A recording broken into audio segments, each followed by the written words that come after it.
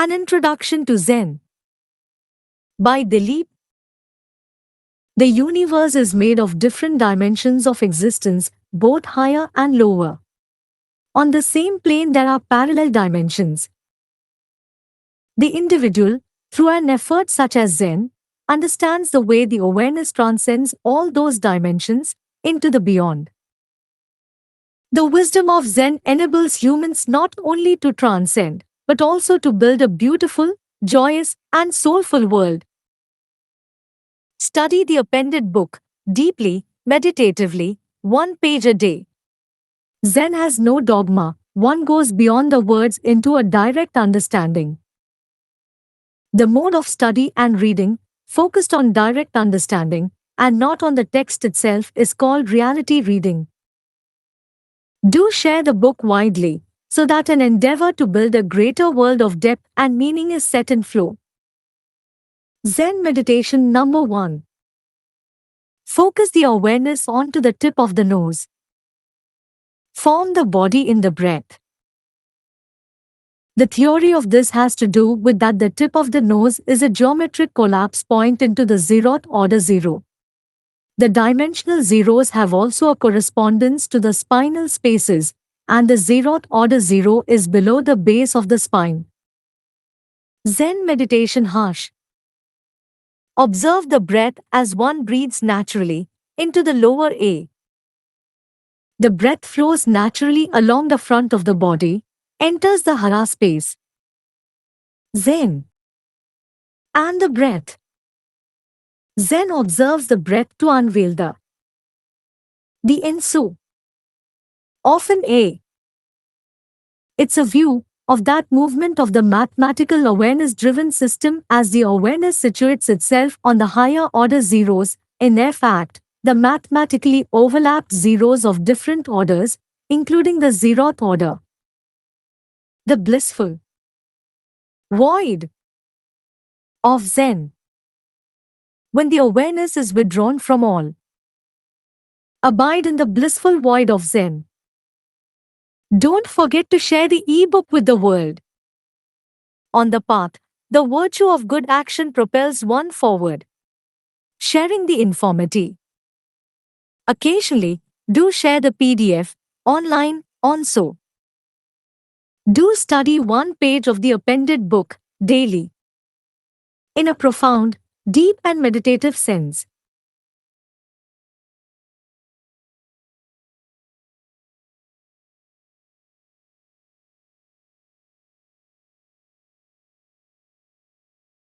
Zen, the art of simple living. 100 daily practices from a Japanese Zen monk for a lifetime of calm and joy. Shunmyo Masuno. Illustrated by Jana and Harry Goldhawk, translated by Alison Markin Powell. Contents. Forward. Just subtle shifts in your habits and perspective. That's all you need to live simply. Part 1. 30 ways to energize your present self. Try making a subtle shift in your habits. 1. Make time for emptiness. 2. Wake up 15 minutes earlier. 3. Savor the morning air. 4. Line up your shoes when you take them off. 5. Discard what you don't need. 6. Organize your desk. 7. Make a delicious cup of coffee. 8. Put pen to paper with care. 9. Try using a loud voice. 10. Do not neglect your meals. 11. When eating, pause after every bite. 12. Discover the benefits of a vegetable-centric diet. 13. Seek out your favorite words. 14. Pare down your belongings. 15. Arrange your room simply. 16. Try going barefoot.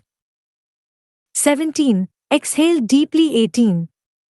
Sit ZAZD. And 19. Try a standing practice. 20. Seek out the sunset. 21. Don't waste time worrying about things you cannot control. 22. Become adept at switching modes. 23. Breathe slowly. 24.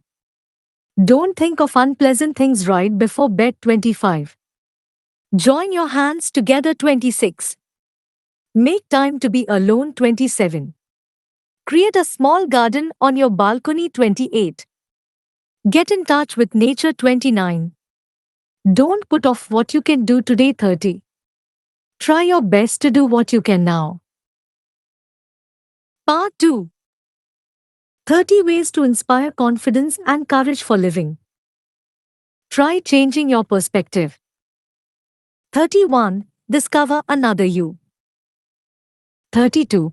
Don't be troubled by things that have not yet happened. 33. Take pleasure in your work. 34. Do not feel put out by the tasks before you. 35. Don't blame others. 36. Simply immerse yourself. 37. Don't compare yourself to others. 38.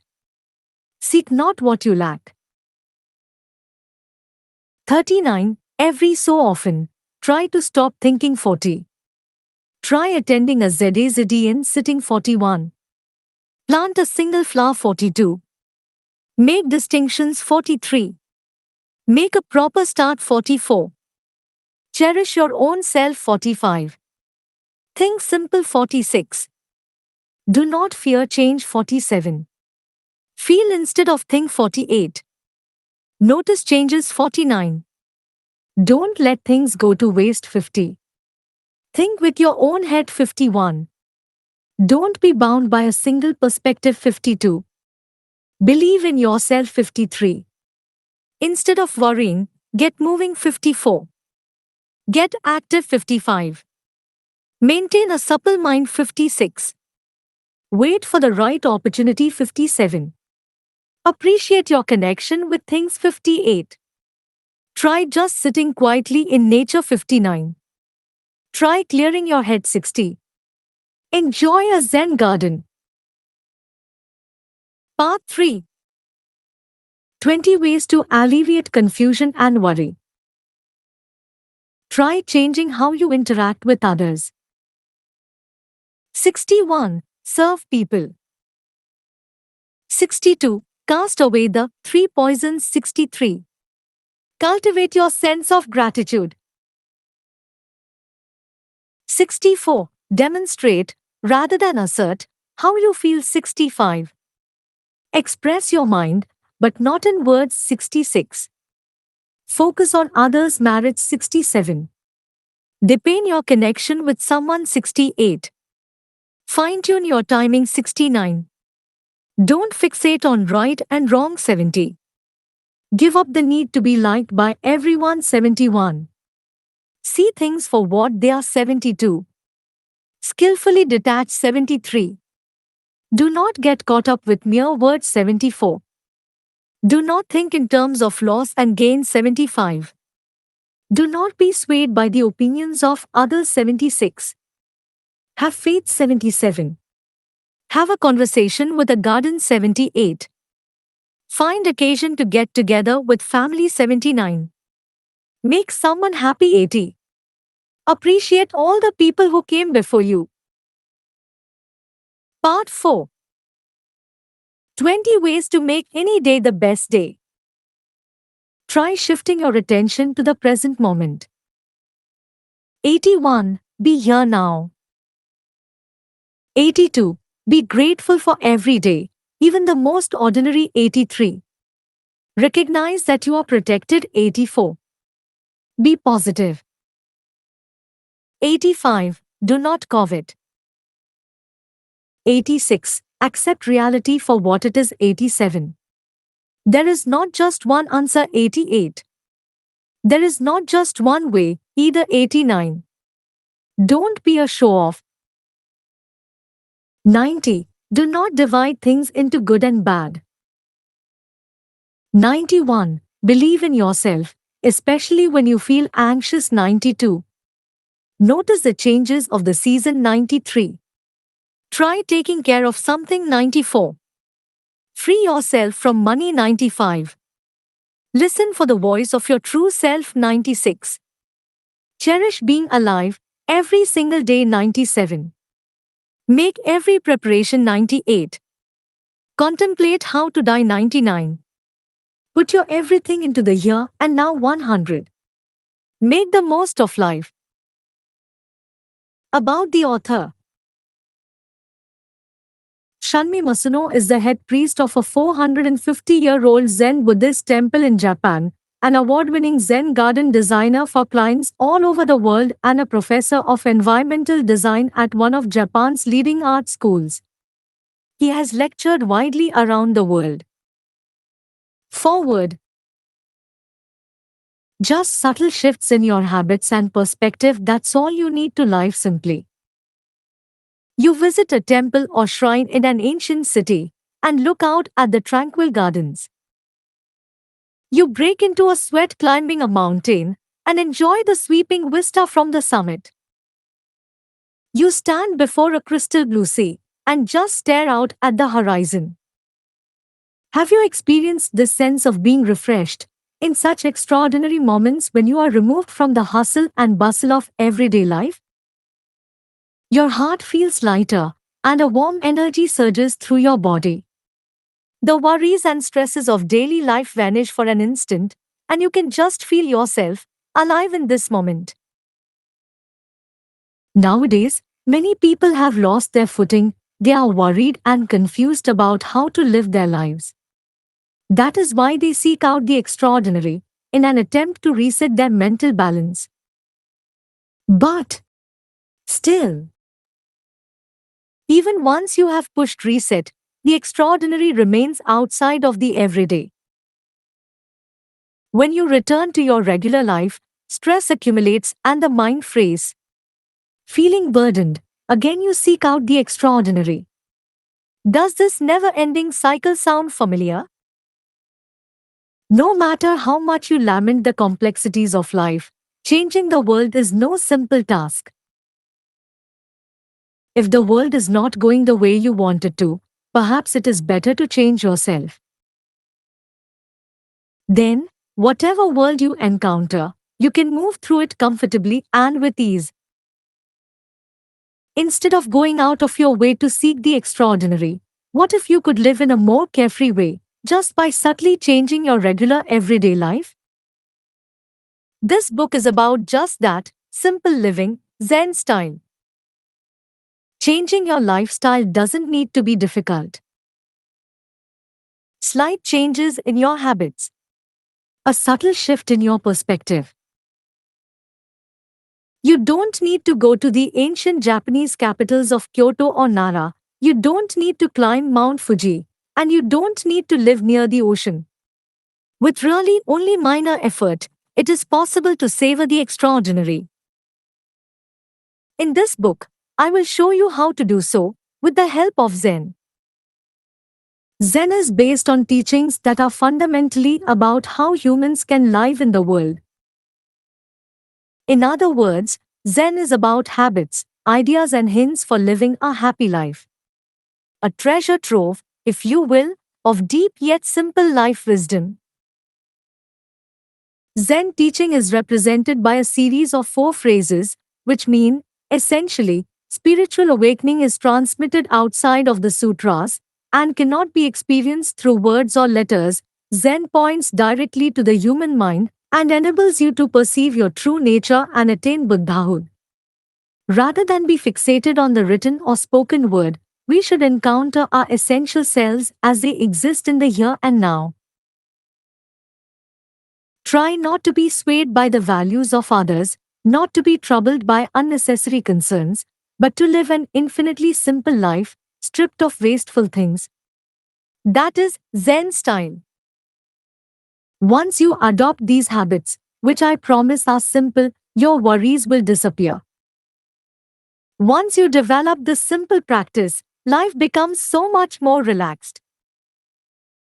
It is precisely because of how complex the world is that Zen offers these hints for living. Nowadays, Zen is receiving more and more attention, not only in Japan but abroad as well. I serve as the head priest of a Zen temple, and I also work as a Zen garden designer not just for Zen temples but also for hotels and foreign embassies and such. Zen gardens are not just for Japanese people, they transcend religion and nationality and can capture the hearts of Westerners as well. Rather than frowning at the idea of Zen, try simply standing before one of these gardens. It can refresh your mind and spirit. The chatter and ripples in your mind suddenly grow silent and still. I find that encountering a Zen garden can convey far more about Zen concepts than reading any number of texts explaining the philosophy. That is why I have chosen to make this book practical. Instead of merely understanding Zen intellectually, I hope you will adopt the book's practices as your own sort of training. Keep this book by your side, and whenever anxiety or worries rear their head, turn to these pages. The answers you seek are within. Gush. Shunmyo Masuno. Part 1. 30 Ways to Energize Your Present Self. Try making a subtle shift in your habits. 1. Make time for emptiness. First, observe yourself. Be with yourself as you are, but without haste, without impatience. In our everyday lives, do any of us have time to think about nothing? I imagine most people would say, I don't have a moment to spare for that. We're pressed for time, pressured by work and everything else in our lives. Modern life is busier than ever. All day, every day, we try our best just to do what has to get done.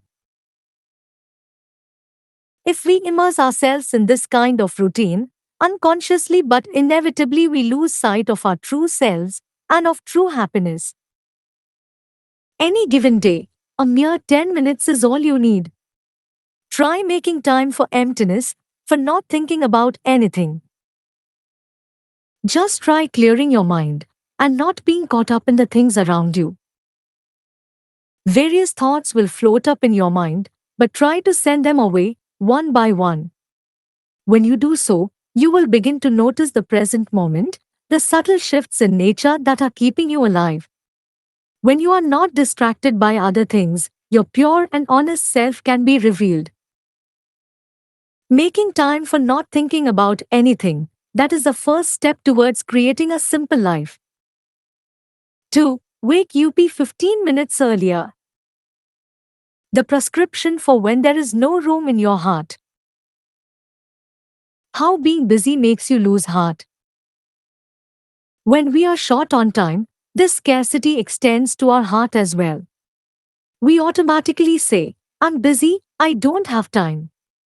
When we feel this way, our mind becomes even more hectic. But are we really so busy? Aren't we the ones who are pushing ourselves to hurry? In Japanese, the character for busy is written with the symbols for lose and heart. It's not that we are busy because there isn't enough time. We are busy because there is no room in our heart. Especially when things are hectic, try waking up 15 minutes earlier than usual. Lengthen your spine and take slow breaths from the point below your navel, the spot we refer to as the tendon. Once your breathing is in order, your mind will naturally settle into stillness as well. Then, while you enjoy a cup of tea or coffee, look out the window at the sky. Try to listen for the warbling of little birds. How peculiar, just like that, you create space in your mind. Waking up 15 minutes earlier magically liberates you from busyness. 3. Savor the morning AIR. The monk's secret to a long life is found here. Each day is not the same. It is said that Buddhist monks who practice Zen live long lives. Of course, diet and breathing techniques are contributing factors, but I believe that a regular and orderly lifestyle exerts a positive influence, both spiritually and physically. I rise each morning at 5 a.m., and the first thing I do is fill my lungs with the morning air. As I walk around the temple's main hall, reception hall, and priest's quarters, opening the rain shutters, my body experiences the changes of the seasons. At 6:30 a.m., I perform the Buddhist liturgy by chanting scripture, and then I have breakfast. What follows is whatever the business of that particular day is. The same process repeats itself every day, but each day is not the same. The taste of the morning air, the moment when the morning sunlight arrives, the touch of the breeze on your cheek, the color of the sky and of the leaves on the trees, everything is constantly shifting. Morning is the time when you can thoroughly experience these changes. This is why monks perform Zedazedian meditation before dawn, in order to physically experience these changes in nature. With the first Zedazedian practice of the day, Kyoten Zedazedian, Morning Zedazedian, we nourish our mind and body by breathing in the beautiful morning air. 4. Line up your shoes when you take them off. This will beautify your life. Disorder in your mind shows in your feet. It has long been said that you can tell a lot about a household by looking at its entrance hall, especially in Japanese homes, where we remove our shoes upon entering. If the footwear is perfectly lined up, or if it is all in a jumble, you can know the state of mind of those who live there by just this one detail. In Zen Buddhism, we have a saying that means, look carefully at what is under your own feet. It has a literal meaning, but it also suggests that those who do not pay attention to their footsteps cannot know themselves, and cannot know where their life is going. This may sound like an exaggeration, but such a small thing really can have a tremendous influence on the way you live. When you come home, take off your shoes and line them up neatly by the front door. Just this one thing. It takes only seconds. Yet by cultivating this habit, everything about your life will be inexplicably sharper and more orderly. It will beautify your life. This is human nature. First, try turning your attention to your feet. By lining up your shoes, you are taking the next step towards where you are going. 5. Discard what you don't need. It will refresh your mind. Part with old things before acquiring new ones. When things aren't going well, we tend to think we are lacking in something. But if we want to change our current situation, we should first part with something before we look to acquire something else. This is a fundamental tenet of simple living. Discard your attachments. Let go of your assumptions. Reduce your possessions. Living simply is also about discarding your physical and mental burdens. It's amazing how refreshed we can feel after a good cry. Crying clears out whatever weight you were carrying in your heart. You feel energized to try again. I have always felt that the Buddhist concept of the enlightened mind, the Japanese characters for which depict a clean mind, refers to this. Refreshment of the spirit. The act of discarding, of detaching from mental and physical burdens, from the baggage that weighs us down, is extremely difficult. Sometimes it can be accompanied by real pain, as when we part with someone who is dear to us. But if you want to improve the way things are, if you want to live with a light heart, you must start by discarding. The moment you detach, a new abundance will flow into your life. 6. Organize your desk. Cleaning hones the mind. Your desk is a mirror that reflects your inner mind. Take a look at the desks around you at the office. The people who always have tidy desks are most likely good at their jobs. In contrast, Those whose desks are always cluttered may be unsettled and have trouble focusing on their work. When things get out of order, straighten them out. When things get messy, clean them up. Before you finish work for the day, tidy up and straighten out your desk. People who are in the habit of doing so feel more clear-headed. They are able to focus 100% without distraction on their work. In Zen temples, monks do cleaning every morning and every evening. We clean with all our heart, though not because the temple is dirty. The purpose is not only to make the temple sparkle, but also to polish our minds through the act of cleaning. With every sweep of the broom, you clear out the dust in your mind. With every swipe of the cloth, your heart gleams brighter. This applies to your desk at the office as well as to the rooms in your home. Do not allow yourself to be disrupted by your anxieties or troubles. The key to keeping your mind invigorated is to first put the things around you in order. 7. Make a delicious cup of coffee. The happiness to be found in taking your time.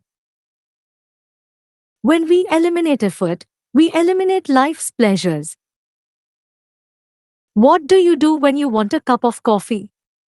If you're at home, you turn on the coffee maker. Or if you're out, you buy a cheap cup of coffee. These are both perfectly natural. But imagine a different scenario. First, you go out into the woods and collect firewood. You make a fire and boil water. As you grind the coffee beans, you look up at the sky and say, "What a beautiful day." Coffee brewed this way is likely to taste much better than coffee from a machine. The reason why, perhaps, is because each step in the process has been brought to life: collecting firewood, starting the fire, grinding the beans. There is nothing extraneous in any of these actions. That is what I call living. Life requires time and effort. That is to say, when we eliminate time and effort, we eliminate life's pleasures. Every so often, experience the flip side of convenience. 8. Put pen to paper with care. Your true self can be seen in your handwriting. Turn your attention inwards. Zen monks have always had an interest in calligraphy and painting. What do calligraphy and painting represent for us, in particular as part of a Zen practice? Our interest is not in leaving behind work of lasting value, or in taking pride in our skills, but rather in attempting to express ourselves through the artwork. For example, there is an indescribable intensity in the calligraphy of the celebrated Zen monk Ikki. The spirit that is expressed in his work overwhelms those who see it. Similarly, in the landscape paintings of Seish, the waves of blurred ink contain the essence of his spirit. You could say that their calligraphy and paintings are distillations of their inner selves. The practice of calligraphy and painting is a way of connecting with your inner self. You let go of distractions and simply allow the brush to move across the paper. Consider trying to write or draw with care, not with the intention of showing it to others, but rather by mindfully facing your inner self. Your true self will show through in a single line or letter. 9. Try using a loud voice. This is a way to get yourself motivated. Speak from your belly and awaken your brain. Have you ever encountered a Zen monk chanting sutras? His voice resonates in the temple hall as he chants the sutra as an offering at full volume.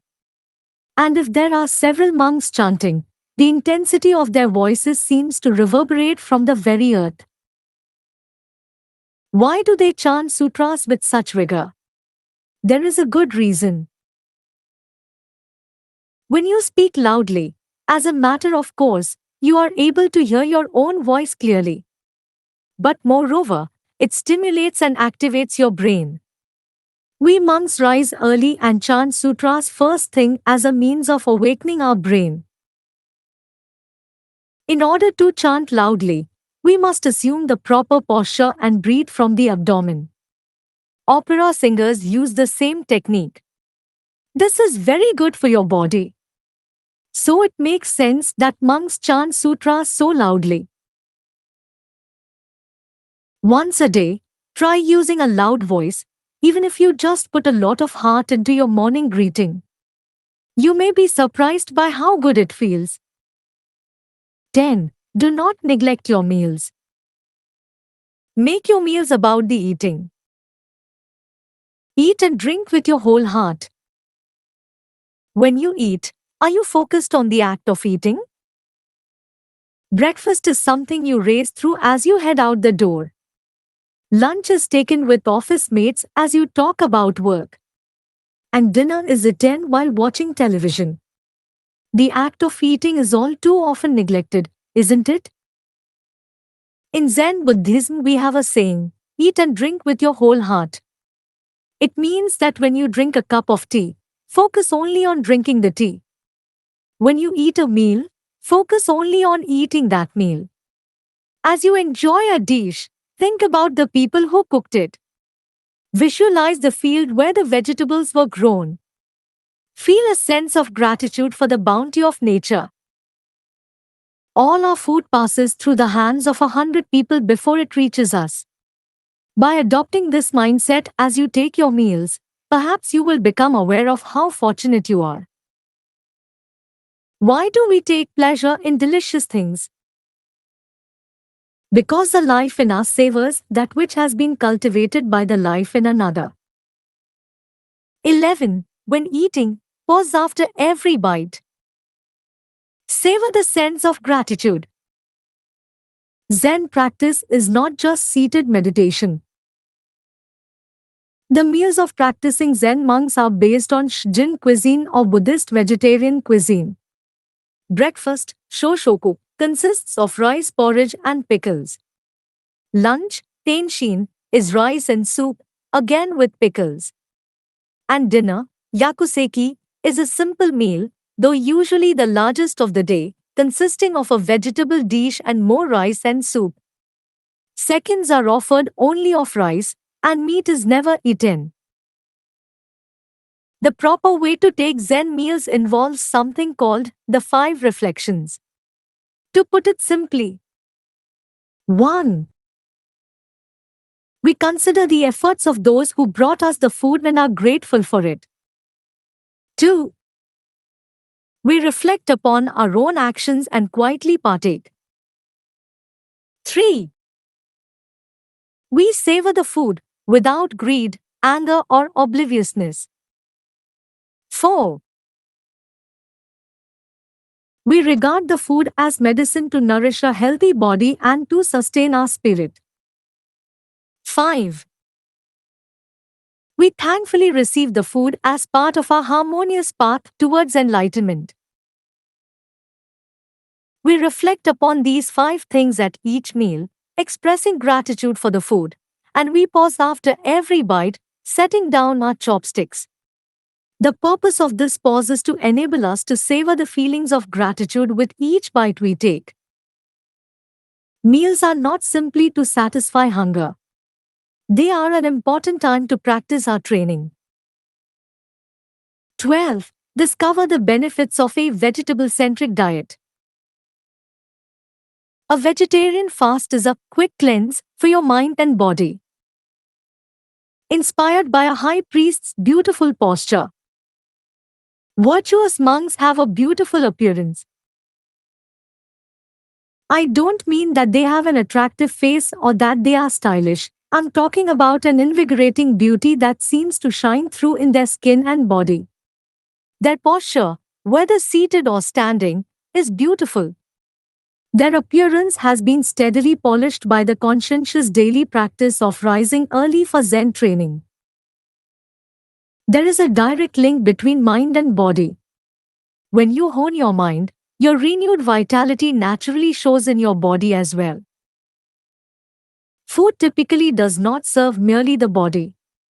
It also has a significant effect on the mind. Food is what creates both your body and your mind. When you adopt a vegetable-centric diet, your mind becomes peaceful, untroubled by minor irritations. It shows in the clarity of your skin. In contrast, eating nothing but meat inspires a combative spirit. Before you know it, your skin starts to discolor. I realize that it may be too much to completely eliminate meat and fish from your diet. My recommendation: try eating only vegetables 1 day a week. 13. Seek out your favorite words. Time for being with your mind. For example, all things come from nothingness, a Zen phrase to free yourself from attachments. In the old days, all Japanese homes featured an alcove called a tokonoma. A hanging scroll would be placed in the tokonoma, and people could reflect on it whenever they were at home. Whether it held a favorite painting or the calligraphy of a guiding principle, the tokonoma revealed the spirit and lifestyle of those who lived there. Consider decorating your home with calligraphy. It could be an inspiring saying, a quote from someone you admire, or something that allows for self-reflection. You don't need an alcove, your living room wall serves just as well. It doesn't matter whether the calligraphy is particularly skillful, either. Gazing upon it provides time and space for serene contemplation. If you cannot think of which words to choose, I can suggest these. Within nothingness there is infinite potential. It means that human beings are born possessing nothing. Yet within all of us lies infinite potential. For this reason, there is nothing to fear. There is nothing to worry about. This is truth. 14. Pare down your belongings. Acquire only what you need. The concept of exhausting the essence of things. Among the temples in Kyoto, the rock garden at Awai Anji and the grounds at Dasenji serve as exemplary models of Zen gardens. Both are what are called dry landscape gardens, because they evoke beautiful landscapes without employing ponds or streams or other water elements. The fact is that even when there is no water present, you can still sense a mountain stream flowing. In your head, picture a scene with a water element and allow your mind to linger there. These gardens are truly representations of our mind set free. It is not always necessary to have water to convey the idea of it flowing. Eliminate everything extraneous and create a garden using what you have at hand. Even when you have only one of something, there are various ways you can put it to use with imagination and ingenuity. In the course of your everyday shopping, before you acquire something new, give some thought to whether you really need it, and take another look at what you already have. Acquiring lots of things isn't freedom. What's important is acquiring the mindset of using things freely. 15. Arrange your room simply. Doing so will simplify your mind as well. The difference between simplicity and frugality. The relationship between the mind and the body is like that between the chicken and the egg. If you cultivate a simplified mindset, your body, too, will naturally become lean. Conversely, if you pay attention to your diet and strengthen your body, your mind, too, will become healthier and stronger. The same is true about the connection between your mind and your physical space. If you wish to simplify your inner self, arrange your room sparely. A lifestyle of simplicity is what is beautiful. That is the spirit of Zen. Simplicity is about stripping away what is not useful. Determine whether something is truly necessary, And if it is, then take good care of it. This is different from frugality. Frugality is about subsisting with things of low value. But value, I'm referring not only to its price, it also includes the depth of feeling towards such items. Living simply means, for instance, that the mug you use every day for coffee is a mug that you really like, one that you take good care of and that you will use for a long time. Acquire only good things that will truly be needed. A lifestyle of simplicity is the fundamental practice that will hone the mind. 16. Try going barefoot. How to keep sickness away. The reason why monks go barefoot. Monks go barefoot 365 days of the year. And the clothes we wear are made of very simple material. Even in the middle of winter, we dress the same way. For a novice monk, this can be quite a struggle, but once he adjusts, it becomes invigorating. Because this lifestyle naturally strengthens the body, monks rarely catch colds. While a person my age might wear socks during the winter, warm feet are no match for the pleasure of bare feet. That's why when I go out, I make sure to wear thong sandals.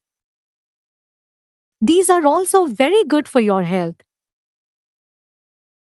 It is thought that the area between your big toe and your second toe is where various pressure points related to your internal organs and brain are concentrated.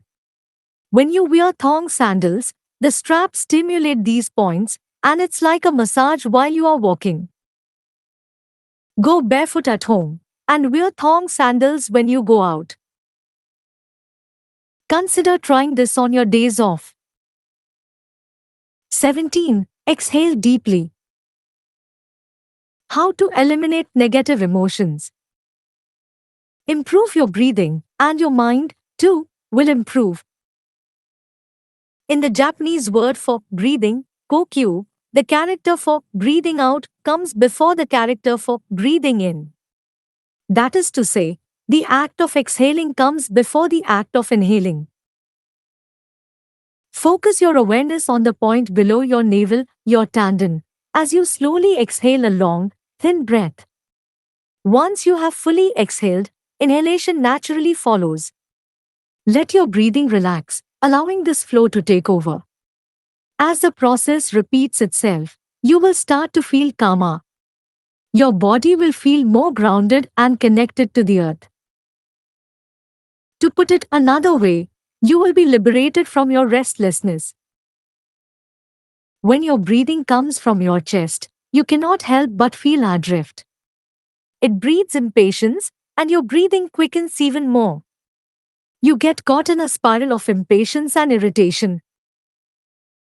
Whenever you feel a rush of negative emotions, such as anger or anxiety, that is the perfect moment to focus on breathing from your abdomen. You will soon be more relaxed, and your mind will feel refreshed. 18. Sit Zedin. The effects of sitting and thinking. Humans are not capable of deep reflection while we are moving. In Zen training, Zedin is of the utmost importance. You cannot talk about Zen without Zedin. We start with Zedin and we finish with Zedin. That is the practice of Zen. The word Zen derives from the Sanskrit word dhyana, which means quiet contemplation. The act of thinking derives from the concept of sitting quietly. Humans are not capable of thinking while we are moving. We have only one mind, and when our mind is focused on movement, it is difficult for us to engage in profound thought. Even if you try thinking while you're walking, it will always end up being about something practical, such as work arrangements or what to cook for dinner. Deep contemplation about absolute truth in the world order. Meaning of life is not something that can be accomplished while in motion. For Zedin, first we assume the correct posture, next we focus on our breathing, and finally we steady our mind. Once we arrange all three of these things, then we begin to practice ZAZDN. Try sitting ZAZDN. Empty your mind and allow your thoughts to float up and then drift away. 19. Try a standing practice. A Zen-style method to make use of your commuting time.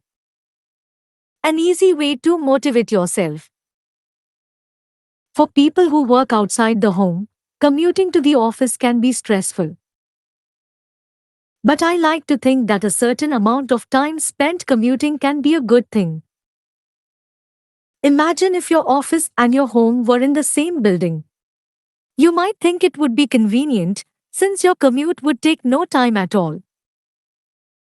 However, we all need to change gears, and living and working in the same building might make this difficult.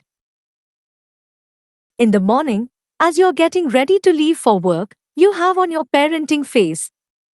Then you walk to the train station, you're jostled on the train, and by the time you arrive at the office, you have on your manager face. Now you're ready to put in another day's hard work. With your commute as a kind of bridge between your home life and your work life, you're able to assume a completely different mode.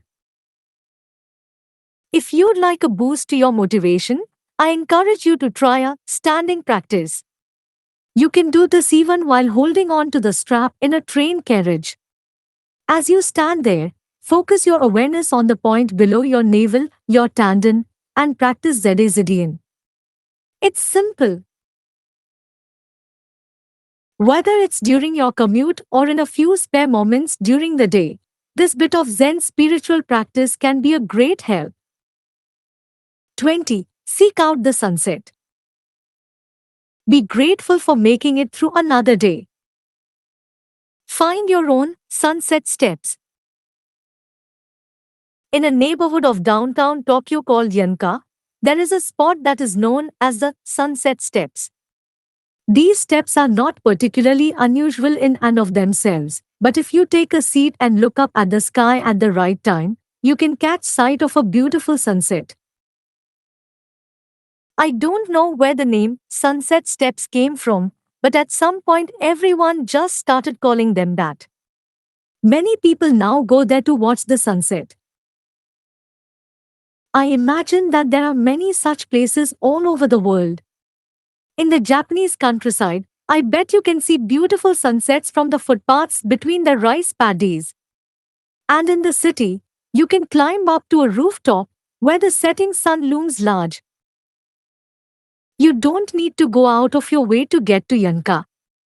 It's easy to find various places that can serve as your own sunset steps. The important thing is to be able to sit and gaze upon the sun as it sets. When evening falls, take a moment to look up at the sky. Feel gratitude for having made it through another day. This moment will warm your spirit. 21. Don't waste time worrying about things you cannot control. What does it mean to become spiritually lighter? The moment when you suddenly leave yourself behind. When sitting ZAZDN, one mustn't think about anything, that's what we are told, and yet it proves to be quite challenging. In principle, you do not close your eyes when sitting ZAZDN.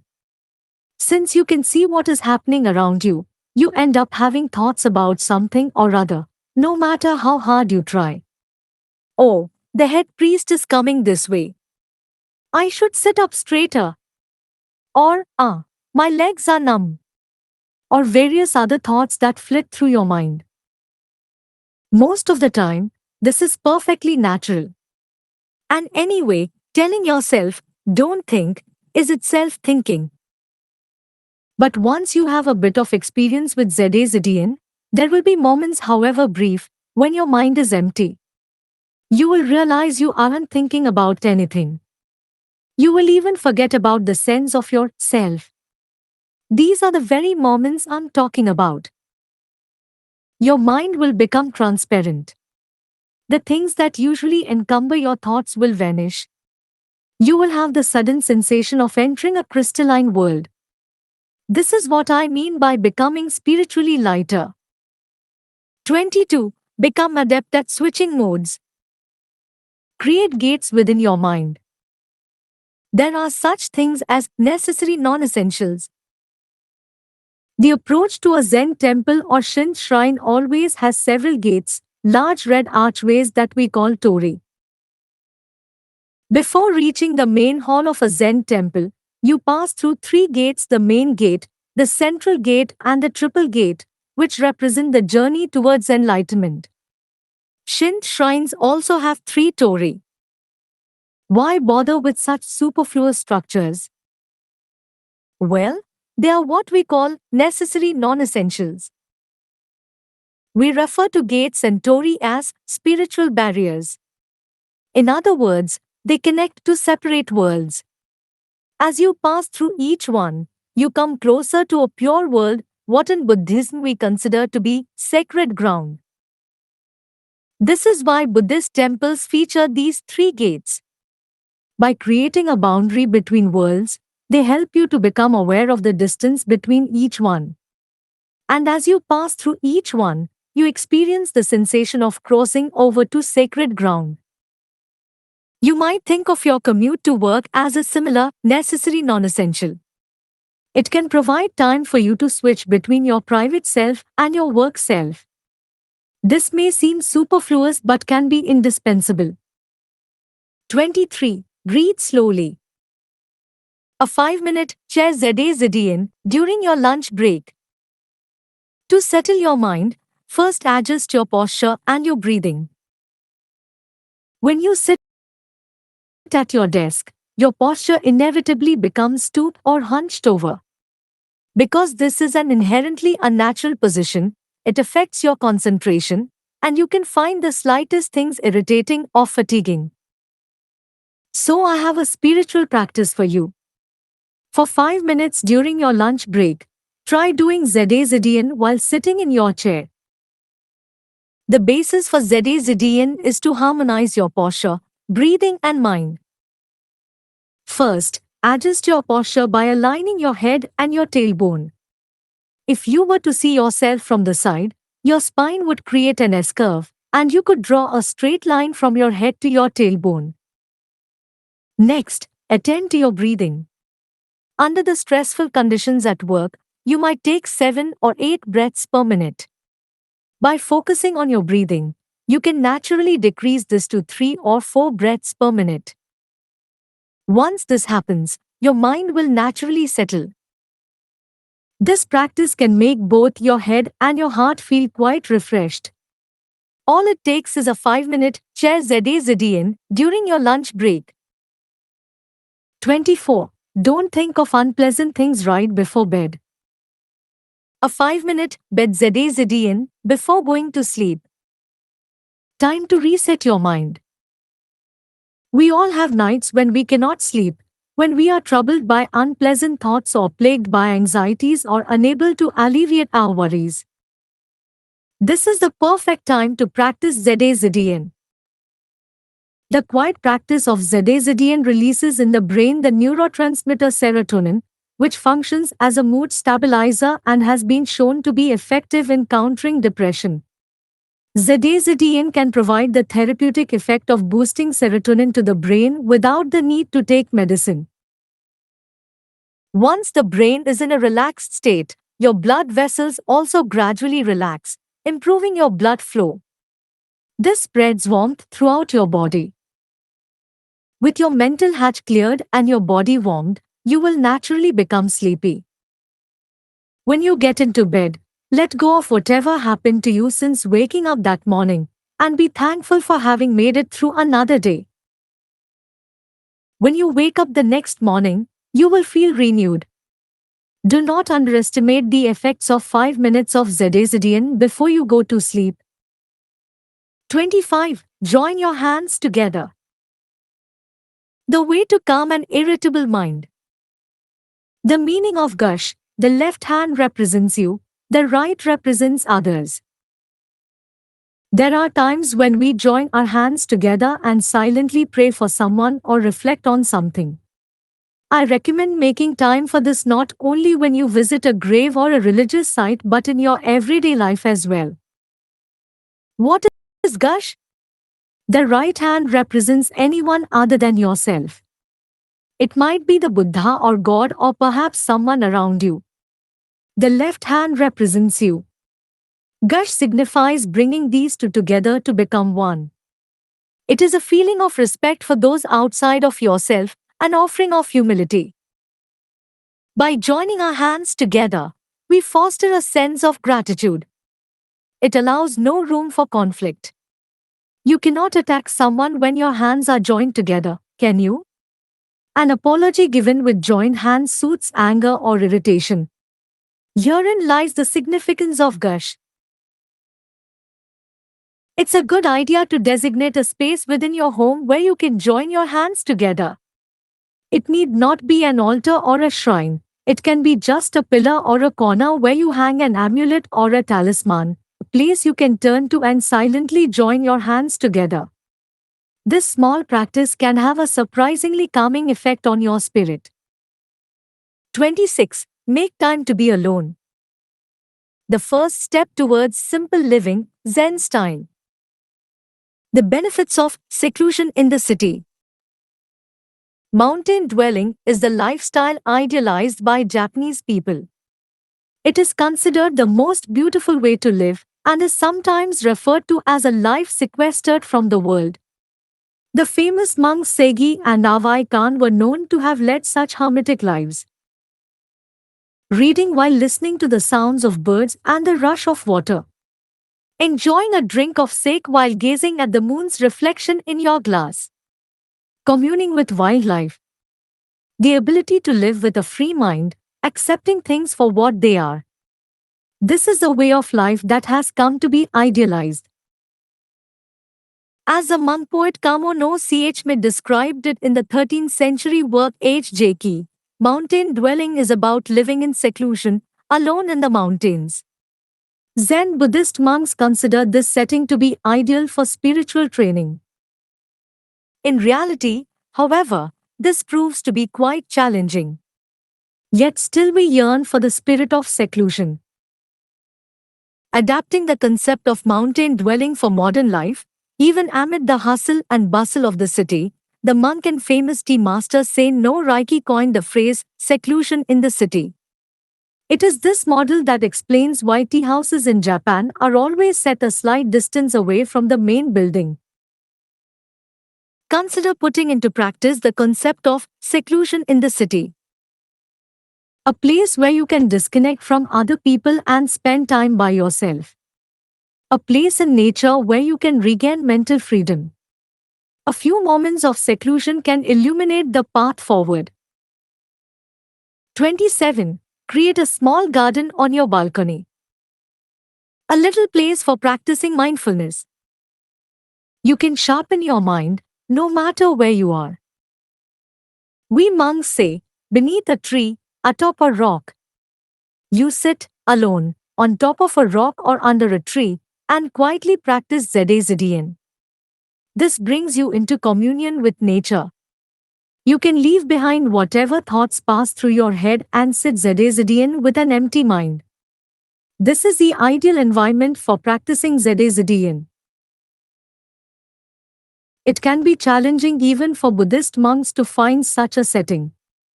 This is why the grounds of Zen temples feature gardens. We can visualize distant mountains and in our mind can hear the rushing sound of a river.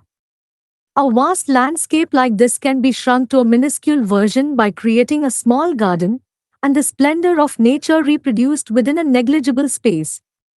The accumulated wisdom of Buddhist monks is captured in the art of Zen gardens.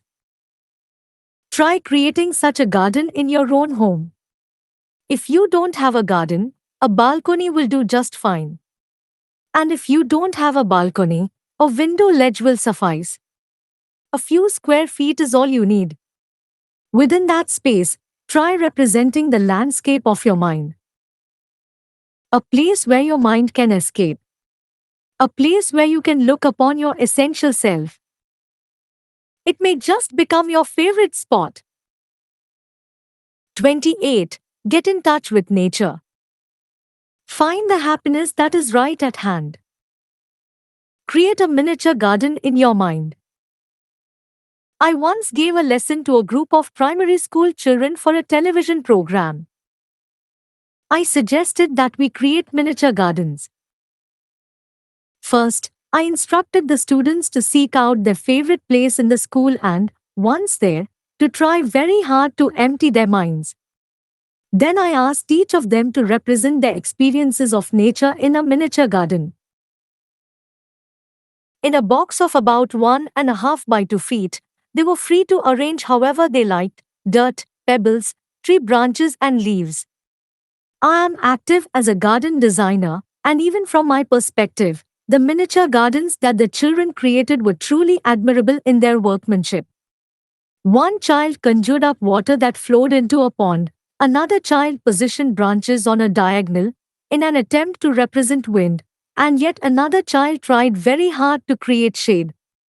These children, whose days were crammed with school and extracurricular activities and enrichment programs, were completely absorbed as they created their miniature gardens. They had a wonderful time engaging with nature. Try getting in touch with nature yourself. If you notice a stone lying on the ground, pick it up and hold it. When you see flowers blooming by the side of the road, stop and smell their fragrance. Then, inside your mind, create a miniature garden of your very own. It will relax you. 29. Don't put off what you can do today. You cannot regret the future. Learn from a monk's last wishes. At the end of Japan's Edo period, 1603 to 1868, there was a famous monk and head priest named Sange who lived in Hakata, on the western island of Kyushu. When Sange was near death, his disciples gathered to hear his last wishes. "I will not go with death," he said, meaning that he did not want to die. This, of course, did not conform to what might be expected of a Zen master's last wishes, so the disciples crept closer to his bedside and asked again for his final words. He said, "Still, I will not go with death." Even for this renowned priest, who took the tonsure at the age of 11 and dedicated himself to Zen spiritual training for the rest of his 88 years and who was presumed to have achieved enlightenment, there remained an attachment to this world. 100% of us will die, that is our fate as human beings. We know this, and yet in the face of death we still cling to life. When I greet my own end, I will strive for as little attachment as I can. I would like to depart this world thinking that my life has been a good one. I hope to embody the Zen concept that the way we live should complement our understanding of life and that we should strive to achieve the things of which we are capable. 30. Try your best to do what you can now. It will lead to good things. Don't go chasing after clouds, you will never catch them. There is a story about chasing clouds and about clouds getting away.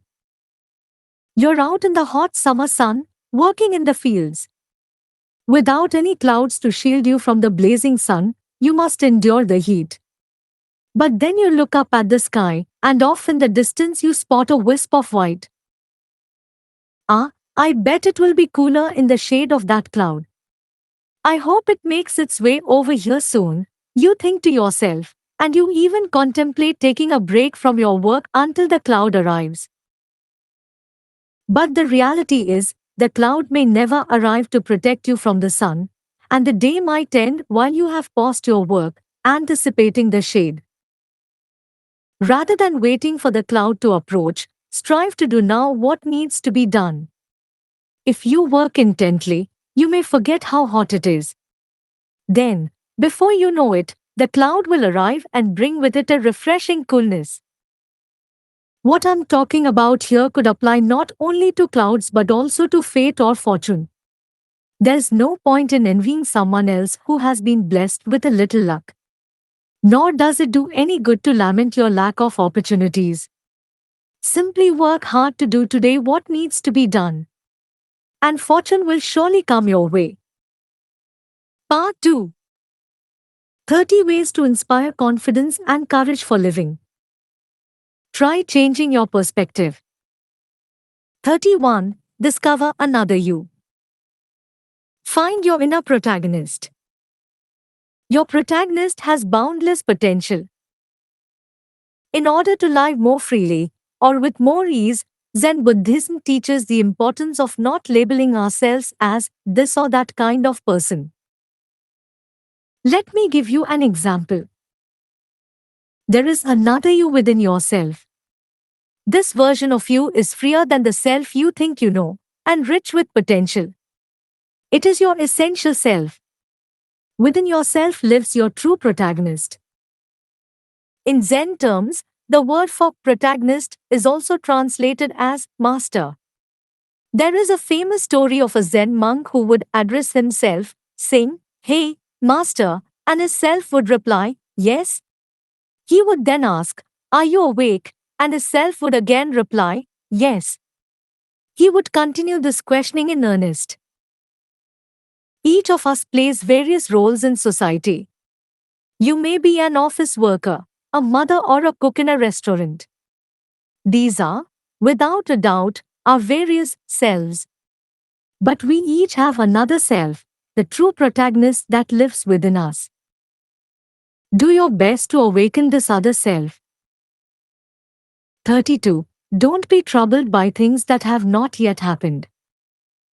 Anxiety is intangible. Anxiety, where does it actually exist? Zen Buddhism is said to have originated with a monk named Bodhidharma. He transmitted his teachings to a disciple named Huike. One time, Huike shared his troubles with Bodhidharma. "My mind is always filled with anxiety. Please help me to quieten it." Bodhidharma replied, "I will calm these anxieties for you. But first, will you bring them to me? If you can set them before me and say, 'These are the anxieties that burden me,' I will be sure to calm them for you." Hearing this, Huike realized something for the first time. Anxiety was a thing within his mind. In reality, it was intangible. His fears were intangible, and yet he clung to them. He recognized the futility in this. There is no need to be troubled by things that have not yet happened. Think only about what is happening right now. Almost all anxieties are intangible. They are the invention of your own mind. 33. Take pleasure in your work. Work is what brings out your inner protagonist. Joy is to be found within yourself. There is a teaching that a Rinzai Zen priest is said to have given his monks in training: be the master wherever you go. Then, wherever you find yourself, things will be as they truly are. Always make every effort, no matter the circumstances or situation, to bring out your true self, your inner protagonist, to deal with whatever you face. If we face everything in this manner, all of us will be capable of encountering the truth. And therein will we discover bliss. That is the meaning of this teaching. When we have something arduous to do, we often want to complain about it. We say, "Anyone could do this," or "This is all they ever let me do." But with this attitude, it is very difficult to find the joy in our work. People who do their best to enjoy what is before them have the greatest chance to discover inner peace. Often, whatever it is they are enjoying, the thing before them, has the potential to turn into an opportunity. The place where you currently find yourself, the role you inhabit, the people you meet today, every little thing, you never know what might become an opportunity. Stop dismissing what it is that you're doing and start living.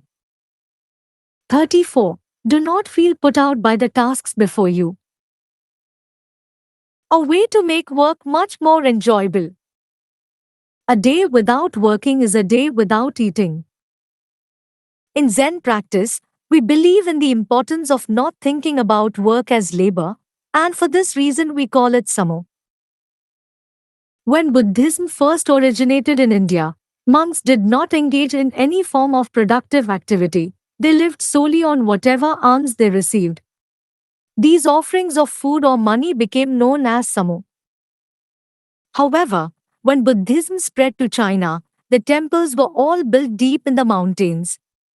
The monks were unable to descend from the mountains in order to beg for their keep, and so they began cultivating their own fields and growing crops, which became a form of practice.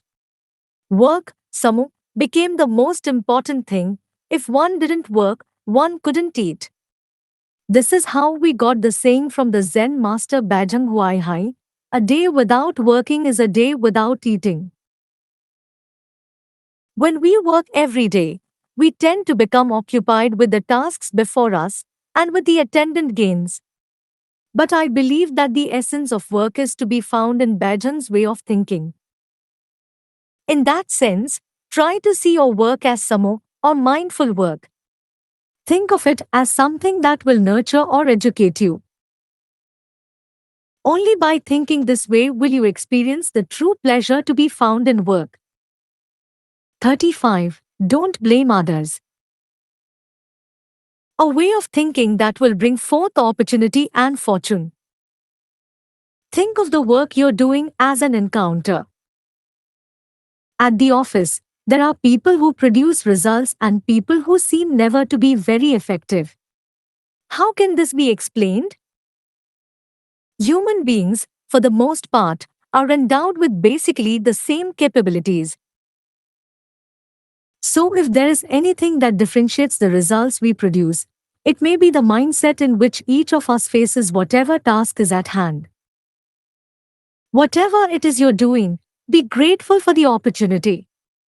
Be happy for the chance to do the work. I don't mean to sound idealistic here, I'm merely repeating what many great men and women have said before. If you believe that a task is being forced upon you, then you will see the work as a burden, and it will arouse negative feelings. It is the same in the practice of Zen. The moment you find yourself asking, "Why do I have to tidy the garden every morning?" is the moment your training becomes meaningless. Everything we do as human beings is precious. If we are to find meaning in what we do, we must first become our own protagonist in the work. You have the leading role in your work. If you approach work with this attitude, all work becomes meaningful and invaluable. 36. Simply immerse yourself. The tremendous power of being unfettered. Empty your mind, and do not let it settle anywhere or wander. There is a saying in Zen practice, Shunmyo Masuno, that describes a state of being free from worldly desires and distracting thoughts. Another way to say it is just machine, or clear mind. You empty your mind and do not let it settle anywhere or wander. This allows you to focus on what needs to be done now, without worrying about all the other things in your life. It is a teaching that demonstrates the amazing power available to us if we can achieve a clear mind. A Zen master named Takua, from the Edo period, 1603 to 1868, explained the secret of the Japanese form of fencing known as kendo in this way: when you face another swordsman, if you think there is an opportunity to strike your opponent's shoulder, then your mind will be preoccupied by your opponent's shoulder. If you think there is an opportunity to strike his arm, then your mind will be preoccupied by his arm. If you think you can win against him, then your mind will be preoccupied by winning. Do not allow your mind to wander to or settle upon any of these places. Even as you focus your energy on a single point, keep your mind free and open. This is the secret of the sword.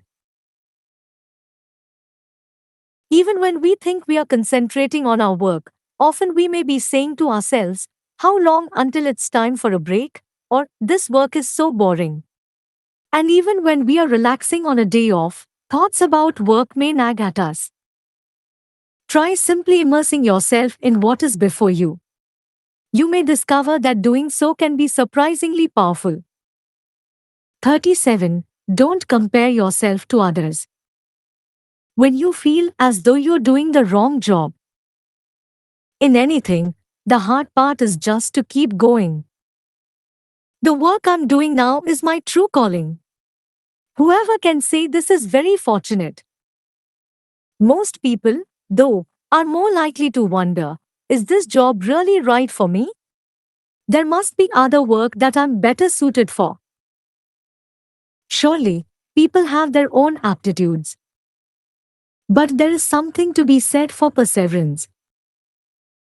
Practicing Zen monks wake early, sweep and purify the garden, perform religious services. They repeat the same things every day, and the lesson is to be found in the repetition itself. You can start something as long as you have the energy. Finishing, too, is easy. The hard part is just to keep going. If you tell yourself, day in and day out, that something is wrong for you, then how will it ever be right for you? We have a tendency to compare ourselves to others. We envy the light workload of our neighbor. We see someone who is talented and get depressed. But, ultimately, there is pleasure to be found in the repetition of work that suits you. 38. Seek not what you lack. Be content with the here and now. The quickest path to achieving results. There is a saying, summer fires and winter fans, which refers to untimely and useless things. But there will surely come a time when what is not immediately useful will be of use. I'm talking about the importance of waiting patiently for the right moment.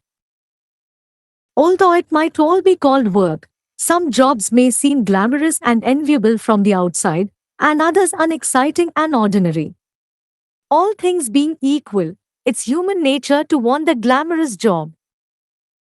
But for those who have a glamorous job, things weren't always glamorous. What you see now is the cumulative result of steadily working away at ordinary tasks. What might now seem useless can turn out to be auspicious.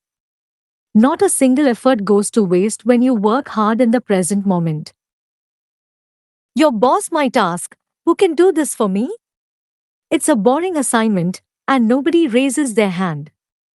But that is precisely the time to say, "I can do it." Be the person who has that kind of attitude. It will be rewarded. 39. Every so often, try to stop thinking. Where ideas can be hiding. The benefits of having room in your mind. The empty state of not thinking about anything is not easy to achieve. Even practicing monks find it difficult. But when you look back over your days, you find moments when you have achieved it unconsciously. You look up at the sky and think, "Ah, what a beautiful cloud," and stare at it vacantly. Then you snap out of your reverie and say, now what was I just thinking?" I urge you to appreciate these moments. At the office, when trying to solve a problem, everyone is frantic to hit on the right idea. You don't stop thinking for a moment, you just keep plugging away at it. But when you want to come up with a good idea, this constant effort can be counterproductive. Ideas or sparks actually emerge from the empty spaces within your mind, from the gaps between your thoughts. To increase the chances of teasing out those ideas from between the gaps, cherish the time when you're not thinking about anything. 40. Try attending a Zen sitting. A chance to sweep the detritus from your mind. You can leave behind your stress and worries at the temple. Many Zen temples now hold Zenke, or Zen sittings, open to the public. Kengji, the temple where I am the resident priest, holds a weekly Zenke. There's nothing challenging about it. Once you learn the fundamentals, anyone can do it. We sit quietly in Zen and breathe from the abdomen. That is all it takes to warm the entire body, even in the cold of winter. When you breathe deeply, the blood flows all the way to your toes and you feel the warmth all over. And recent research has shown that when you sit Zedian, you enter an alpha state, with the brain waves associated with relaxation taking over. People come to the temple burdened with thoughts and concerns. Then they sit quietly in Zedian, during which time they calmly encounter their selves. When they leave the temple, they also leave behind their worries. The expression on their faces after they sit Zedian is clear and serene. Every time I see this, it gives me tremendous pleasure. Attending a Zenke is an opportunity to sweep the detritus from your mind. 41. Plant a single flower. No day is more important than today. In the world of nature, every day is a new day. Consider growing a single flower from a seed. Plant the seed in a pot. Talk to it every morning as you water it. In time, a small shoot will appear, and then a beautiful flower will bloom. The flower will grow each day, each hour, each minute, and you will take notice of the changes. In the world of nature, every day is a new day. As humans, we have a tendency to fixate on the past, but when you grow a flower from seed, you become aware that nothing and no one can remain in the same place. A Zen lifestyle is one that is constantly in contact with nature. We perceive the life that dwells within nature and experience ourselves as part of it. A sense of well-being and peace of mind springs from that awareness. Every morning, I walk through the temple garden. Although it's the same garden, it appears different from one day to the next. There are variations between sunny days and rainy days, and the number of fallen leaves fluctuates day by day. The garden is never the same from one day to the next. We say, every day is new, and new again tomorrow. It is the same for us as humans. The preoccupations of today will end today. Tomorrow there will be a new you. This is why there is no need to worry. 42. Make distinctions. The best way to relieve stress. Try erecting gates in your mind. When we wake up in the morning, right away we turn on the computer and check our email, or we read the news on our phone and look up the weather.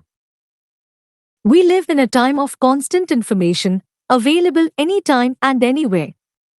But in such a world, we have all the more reason to maintain proper on and off switches. This is why distinctions are so important. Try erecting gates in your mind. For example, the threshold of your home constitutes the first gate. When you leave home and cross this first gate, thoughts of work start to form in your head. The door of your car or the train is the second gate. Once you cross it, you begin planning out your workday. And finally, when you arrive at your office and cross the third gate, you are ready to focus on your work.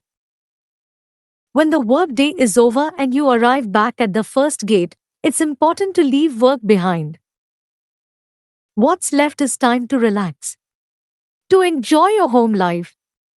This is surely the best way to relieve stress. 43. Make a proper start. Create an upward spiral. How to generate lots of good around you. In Japan, when the new year begins, we pay our first visit to the shrine. There is a ceremony to pray for good fortune throughout the coming year. Good fortune brings with it more good fortune. Misfortune attracts further misfortune. All the more reason to make a proper start. This applies to work as well. For instance, you unexpectedly get a new job. If you make the most of this opportunity and throw yourself into the work with all you have got, it can lead to yet another job opportunity. If you appreciate good fortune when it first comes to you, it can bring a succession of more good fortune. The opposite is true with misfortune. Once you take a step into misfortune, you can get caught in a downward spiral. When you feel as though things aren't going well, try scolding yourself in a loud voice. In Zen, we use the word katsu as an exclamation to scold practitioners when they are struggling on the path to enlightenment. A well-timed katsu can turn the tide, cut off misfortune when it begins, and make sure to take advantage of good fortune. That is the secret to a good life. 44. Cherish your own self. The meaning of carrying an amulet.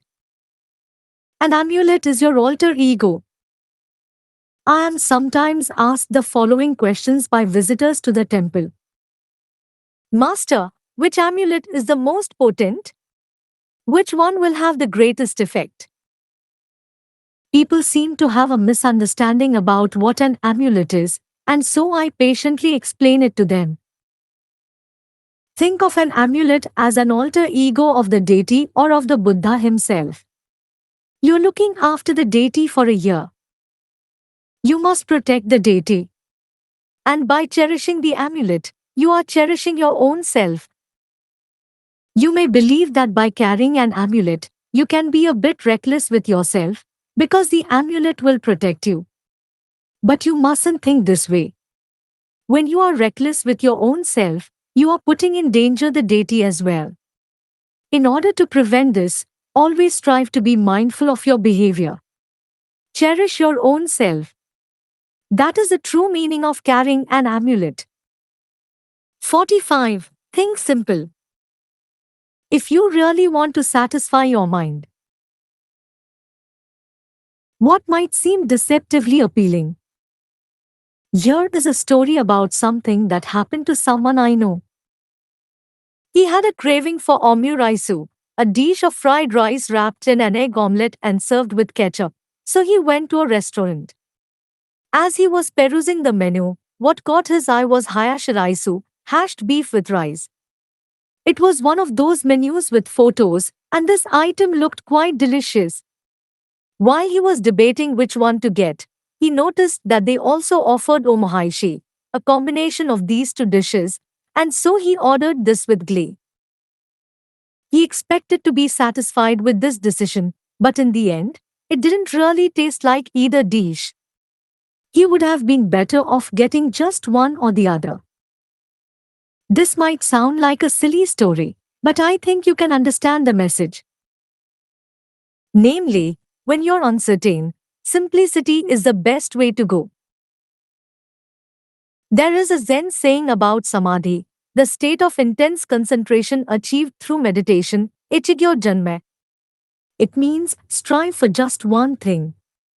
Rather than branching out into this, that and what have you, focus your attention on just one thing. This is the way to gain satisfaction and fulfillment. And, of course, if what you really crave is omohaishi, then that is the thing to get. 46. Do not fear change. Cast off your attachment to the past. There is beauty to be found in change. With the arrival of spring, the glory of the cherry blossoms in full bloom makes the heart leap. The tightly closed buds open up, and then, in what seems like no time at all, the blossoms are at their peak. But in less than a week, the petals begin to fall, and all too soon the cherry trees are sprouting leaves. The brief scattering of petals is itself graceful. It is a constant and ever-changing scene. And the beauty of it all is captivating. What the Japanese prize most is the fragility of the cherry blossom's beauty. The blossoms are lovely because of their evanescence. We sense in them the ephemerality of life. It is said that this appreciation of the ephemeral is what enables Zen Buddhism to take root and spread throughout Japan. There is, in fact, a deep connection between Zen thought and the reverence for cherry blossoms. It is the same with our lives. Everything is constantly in flux. There are changes as we age and changes in our surroundings. There is nothing to fear in these changes. A supple mind accepts change and is not attached to the past. Rather than lamenting change, it finds new beauty and hope in it. That is a life to which to aspire. 47. Feel instead of think. To foster a true zest for life. The advantage of those who notice small changes. In earlier times, fishermen knew how to predict the weather without the use of modern-day forecasting. They used the direction of the wind or the appearance of the clouds. Without these skills, they could be putting their lives at risk. They could also study the color of the water or the behavior of birds to work out where the fish would be. They dedicated themselves to honing all of their senses in order to guarantee their safety and to catch the fish they needed for their livelihood. When resourcefulness like this yields results, it can be very satisfying. I believe in the importance of honing the five senses in order to experience such satisfaction. It is one of life's pleasures. Try picking up a stone by the side of the road. Touch it, and notice what it smells like. Stones have a front and a back, each with a different feel. You may think that stones have no scent, but mountain stones smell like the mountains, and sea stones smell like the sea. Details like these are all around you.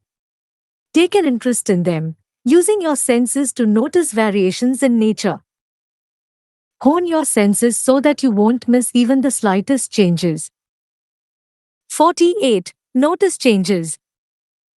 Everything else springs from this awareness. The effect of observing yourself from a fixed point. Practicing Zen monks generally rise every day at 4 in the morning. In Zen, we refer to wake-up time as shinrei, or bell ringing, because it is announced with a handbell.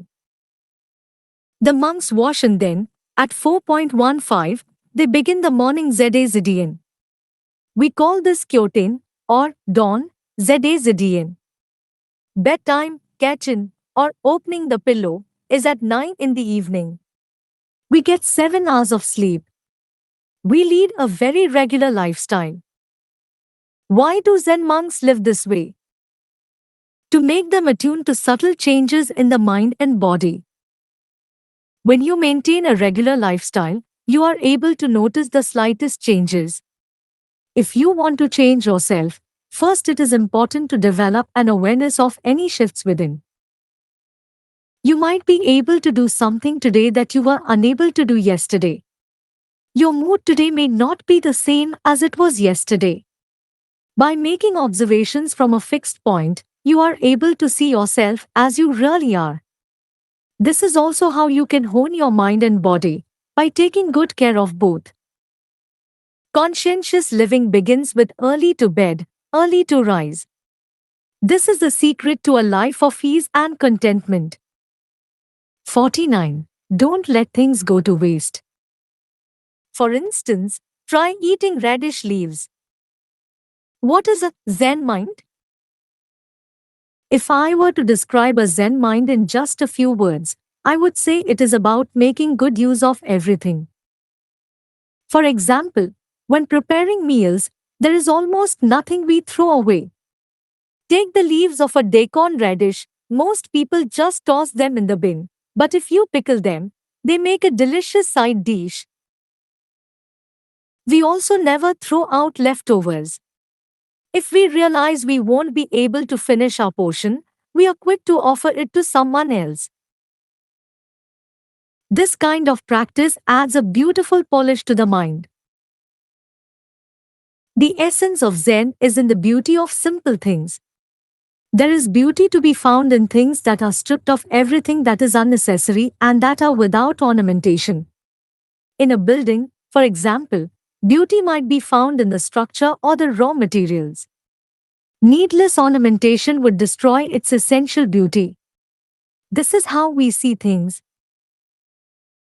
Appreciate the basic materials or ingredients, no matter what they are. It is a simple way to hone both your mind and your lifestyle. 50. Think with your own head. Be skeptical of common sense. Knowledge and wisdom are similar but not the same. Knowledge and wisdom, they may appear to be the same, but they are not. Things you learn either at school or on your own, this is knowledge. Wisdom, on the other hand, is what you know from actually putting these things to use. Both knowledge and wisdom are important for living a happy life. You mustn't privilege one over the other. Keep them in balance. The Zen monk Ikki, famous for his wit, often demonstrated how keen both his knowledge and his wisdom were through the brilliant ways he solved difficult problems. In my opinion, people who possess enough knowledge to know how to apply it in particular situations are able to move nimbly through life. In today's world, when we are constantly inundated with information, there is a tendency to neglect using our own brains to think. It can often seem we're about to burst with knowledge. But how you live your life is your own decision. And this is all the more reason to have wisdom, to help you decide how to go about your life once you have acquainted yourself with the various ways there are to live. See as much as you can. Feel as much as you can. And make sure to think with your own head. 51. Don't be bound by a single perspective.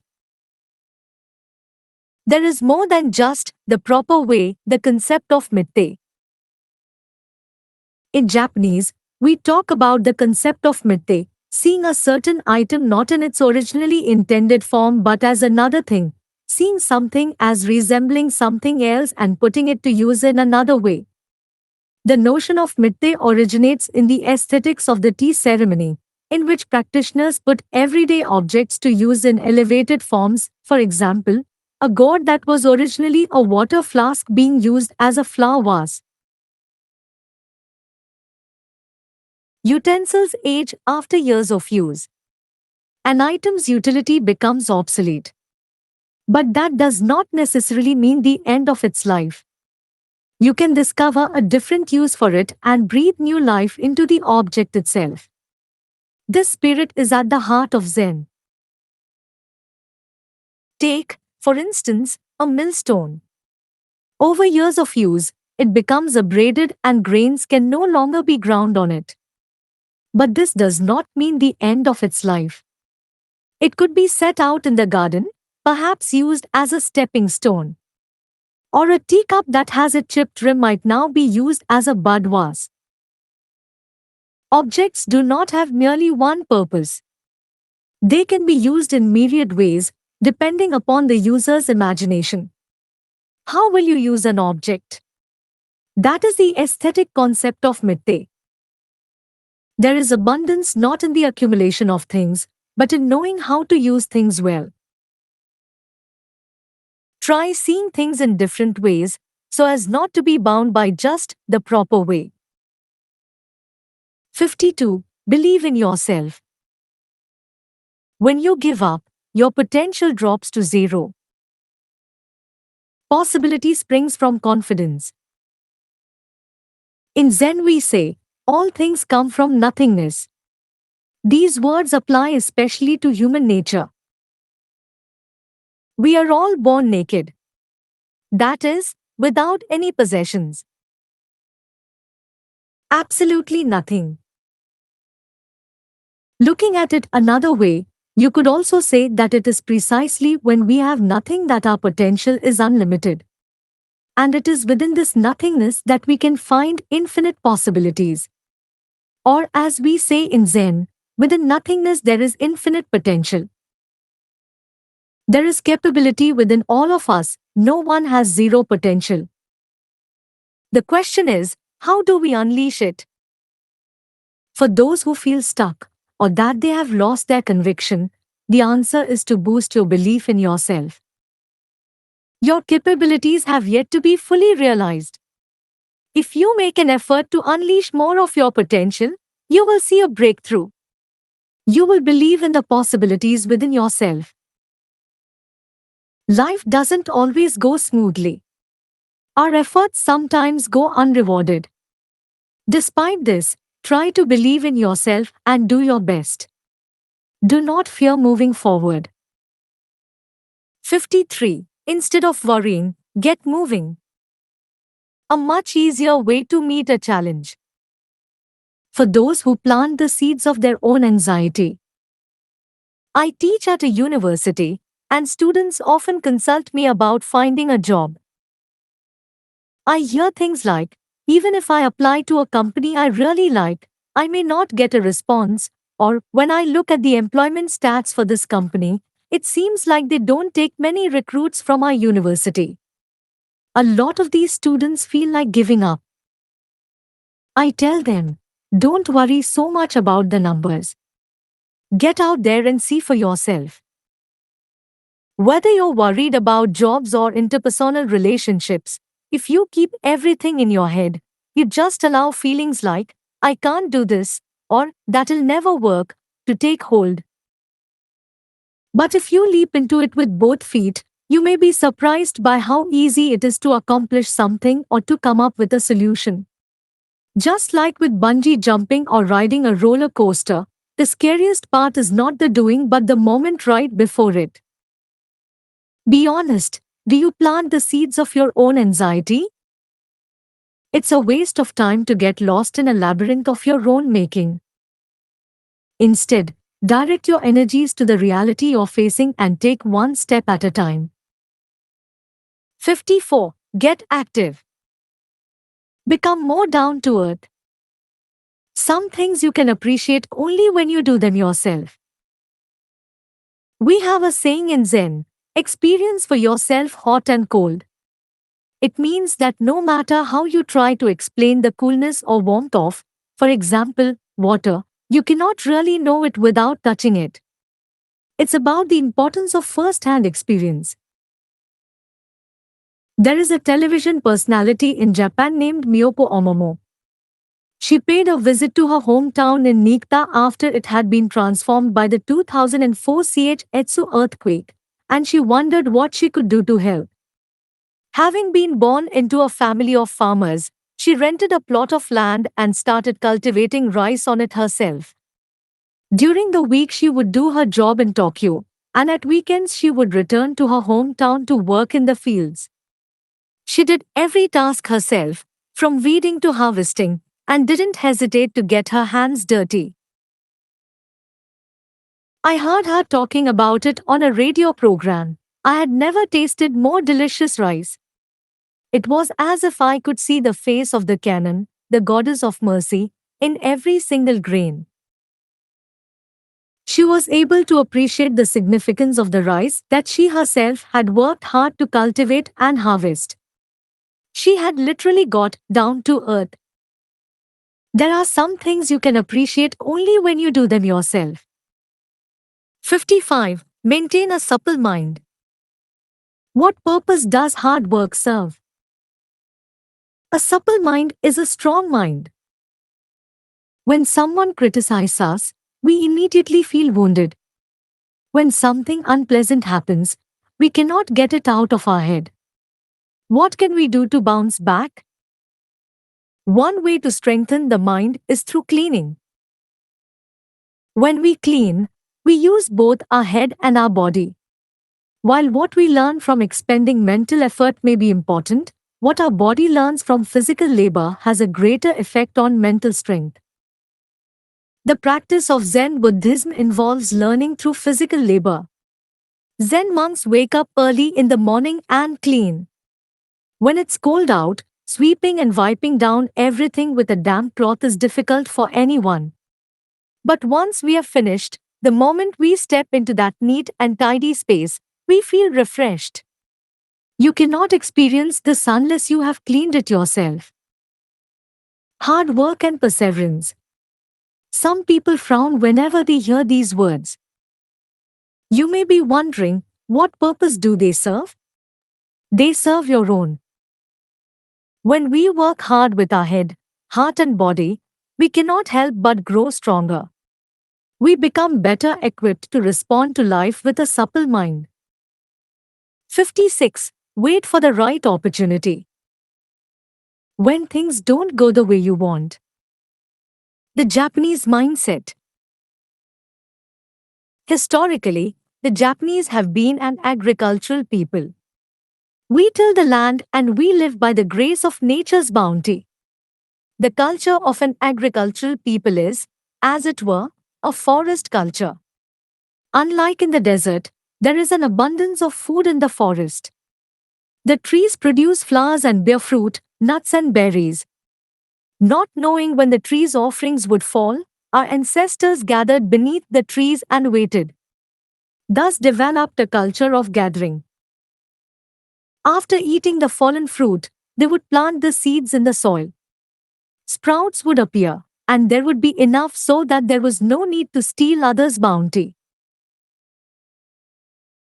You might say that because of this heritage, Japanese people are innately calm and have a mindset of waiting for the right opportunity and of helping one another. Observe nature attentively. Open your ears to nature's voice and get accustomed to its rhythm. This can lead to deep contemplation, which can help to make it apparent what should be done next. When work or interpersonal relationships aren't going well, throwing yourself into finding a solution is one possibility. But there are times when waiting for the right moment can be better. 57. Appreciate your connection with things. Recognize the luxury of not having things. An appreciation of things is an appreciation of yourself. Even though you already have a computer, when the latest model is released, suddenly you want it. Although you have had your car for only 3 years, you're eager to replace it with a newer one. Desire feeds upon itself, and the mind becomes dominated by boundless greed. This is not happiness. Consider the things that surround you now. Develop an appreciation for them. There is something specific that connects you with them, a reason why you acquired them.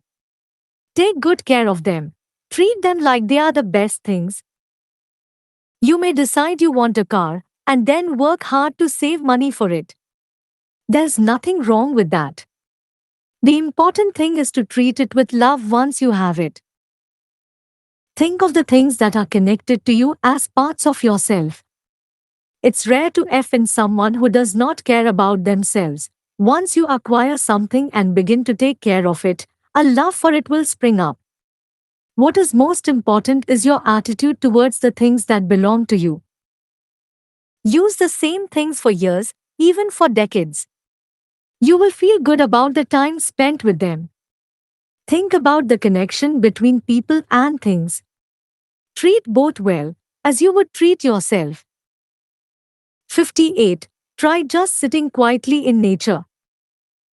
Make time to look closely at yourself. The reason why, when you encounter a garden, you have an unconscious desire to sit down. The temples in Kyoto and Nara attract many visitors. Their gardens have existed for hundreds of years. When we see these gardens, we automatically find ourselves sitting down. Although we can view them while standing or walking, for some reason we find that we want to sit. Sitting encourages contemplation. What we think about will differ from person to person, but when we encounter a garden, some of us may reflect upon the garden itself. By doing so, we transcend hundreds of years and are able to enjoy a quiet dialogue with the people who created it. Within the relaxed flow of a contemplative state, we try to discover our own existence. It presents an opportunity to re-examine our everyday self. It is very important to make time for this kind of experience. You need not go all the way to Kyoto or Nara. A garden, temple, or church in your neighborhood will do just as well. Try sitting and having a dialogue with nature. 59. Try clearing your head. Become aware of which senses are being stimulated. Do less, not more. By emptying our mind, we enable a state of nothingness. In the world of Zen, we call this mushiryo, or beyond thinking. It refers to a state in which we retain nothing within ourselves. Clear your head and look up at the sky, you will see the shifting clouds. Empty your mind and listen actively. All around you are the various interwoven sounds of nature, the singing of small birds, the wind rustling fallen leaves. Even if you're in a city, there are still many sounds and scenes that evoke nature. Take in as much of this natural world as you can. By doing so, you will notice that you, too, are a part of nature. For example, the rain that falls from the clouds you saw up in the sky empties into a river or becomes groundwater that eventually will be your drinking water. This is the moment when you experience the full interconnectedness of nature. Especially when you're busy, make time to clear your head. Even for just a few short minutes, try the Zen practice of Mushiryo, of going beyond thinking and non-thinking. You may be surprised by how much it can calm your mind and suffuse your entire body with tremendous power. 60. Enjoy a Zen garden. Experience how such a garden is imbued with the Zen mind. There are healing powers within a Zen garden. Visiting an ancient city in Japan gives us the opportunity to appreciate the gardens of Zen temples. In a literal sense, all the gardens on the grounds of Zen Buddhist temples can be considered Zen gardens. But this is not really the case. Why? Take, for instance, Zen painting. Let's consider a Sumi ink painting of Bodhidharma done by a famous Japanese painter. No matter how splendid a painting it might be, we would not call it a Zen painting.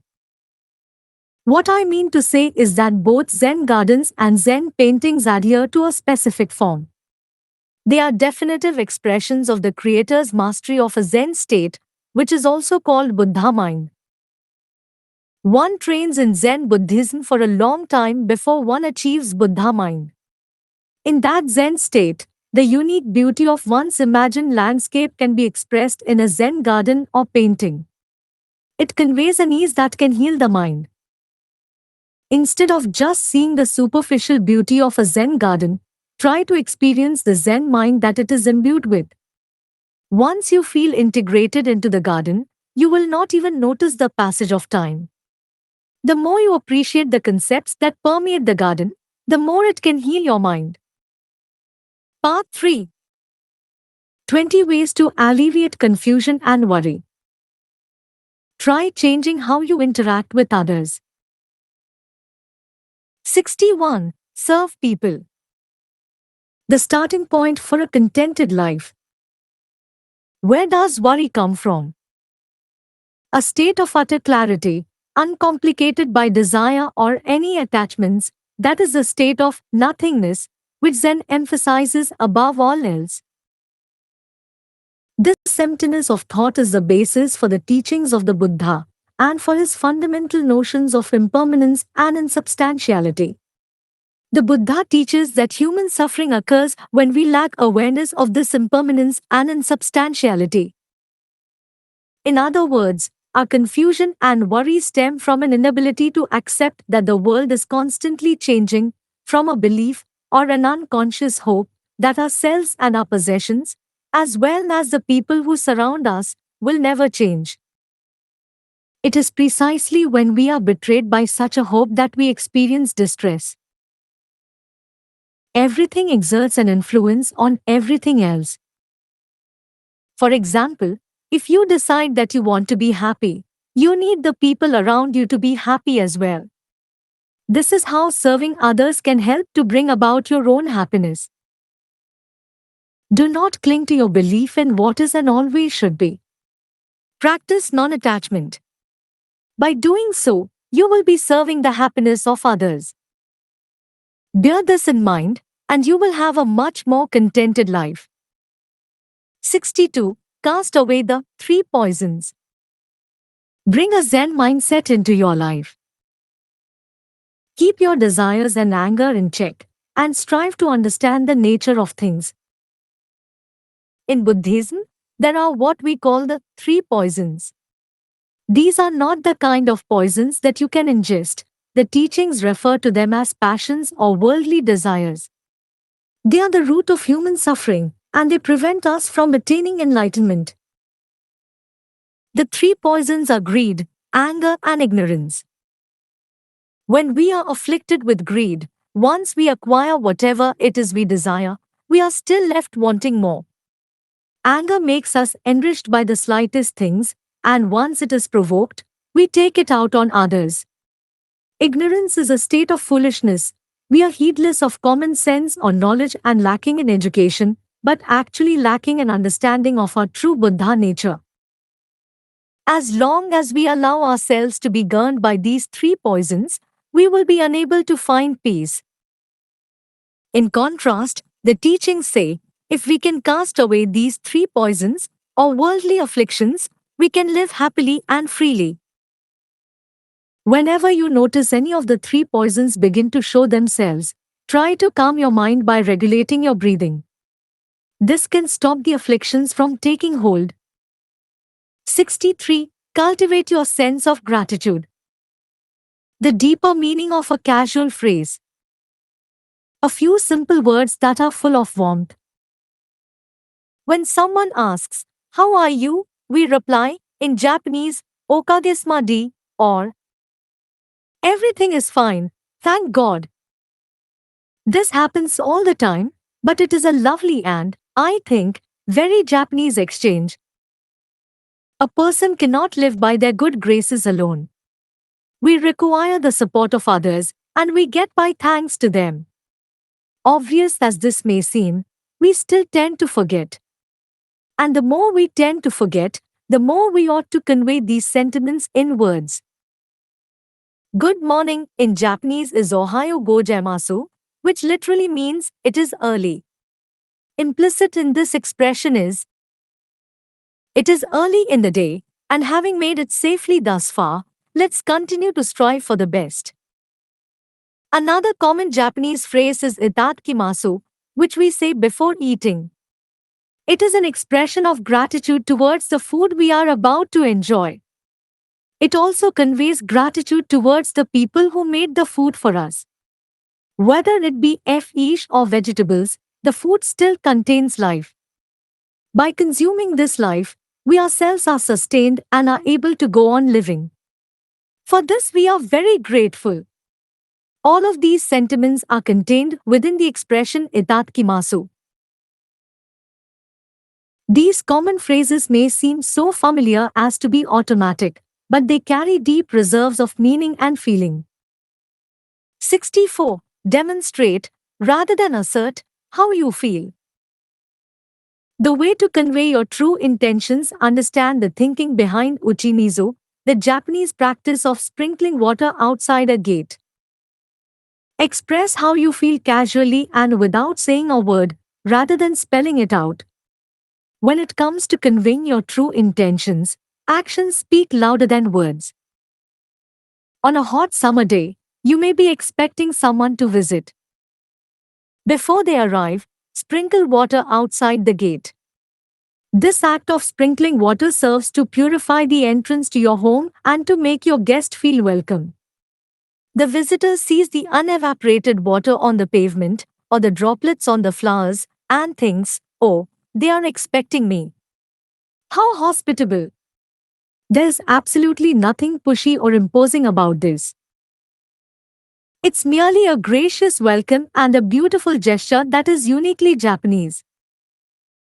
When it comes to conveying your wishes or intentions, there is no wisdom in being insistent or assertive.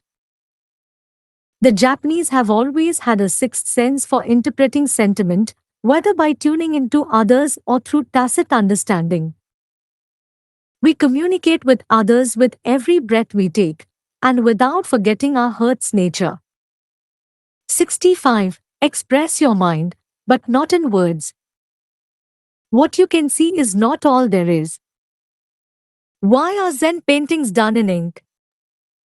Zen philosophy holds the following to be true: spiritual awakening is transmitted outside of the sutras. It cannot be experienced through words or letters. What this means is that the essence of Zen teaching cannot be put into words, neither written nor spoken. Zen painting is an example of this. Multiple colors are not used in Zen painting, only the single hue of the ink. The reason? It is believed that true beauty cannot be expressed through colors and that colors are an imperfect expression of the ineffability of beauty. And so colors are avoided. Each of us experiences the splendor of the setting sun differently.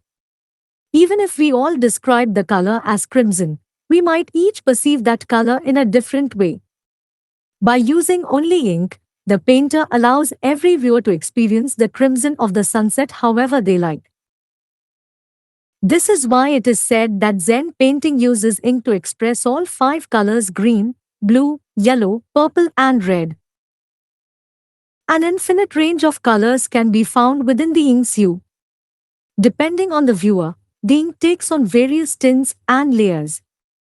What you can see is not all there is. 66. Focus on others' merits, especially when their faults are on display. In both gardens and interpersonal relationships, what is paramount is harmony. Japanese gardens are not designed by cutting and pasting various components onto the landscape. The whole garden is composed in a way that makes the most of each element's particular features, such as the shape of a rock or how a certain tree bends. What does it mean to make the most of an element in a garden? Let's say that a garden will have several trees in it. We cannot simply plant the trees and be done with it. It's important to identify the ideal shape of each tree. What kind of mood does this particular tree have? How should we plant this tree, in which position, and facing in which direction, in order to bring out its most attractive qualities? In other words, we must appreciate the individuality of every tree and then coax it into expression.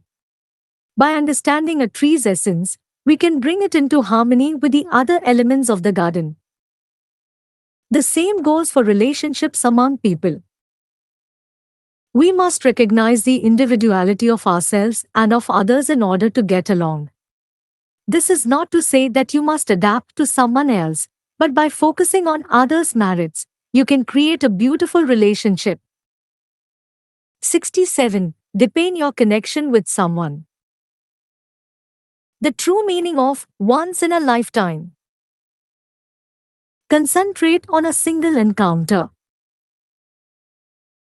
It seems that, nowadays, people care only about superficial relationships. The wider their range of acquaintances, the better. Networking is key. In the business world, of course, this is very important. But in your personal life, it doesn't matter if your circle of friends is small. I don't expect there to be many people whom I can confide in. It is more enriching to build one meaningful relationship than to amass 100 insubstantial connections. At least, that's my opinion.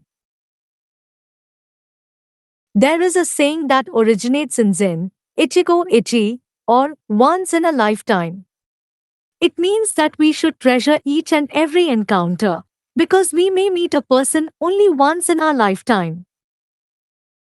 This is not to suggest that we should increase the number of encounters we have or that we should have more friends.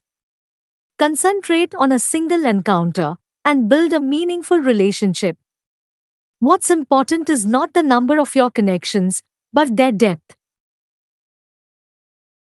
68. Fine-tune your timing.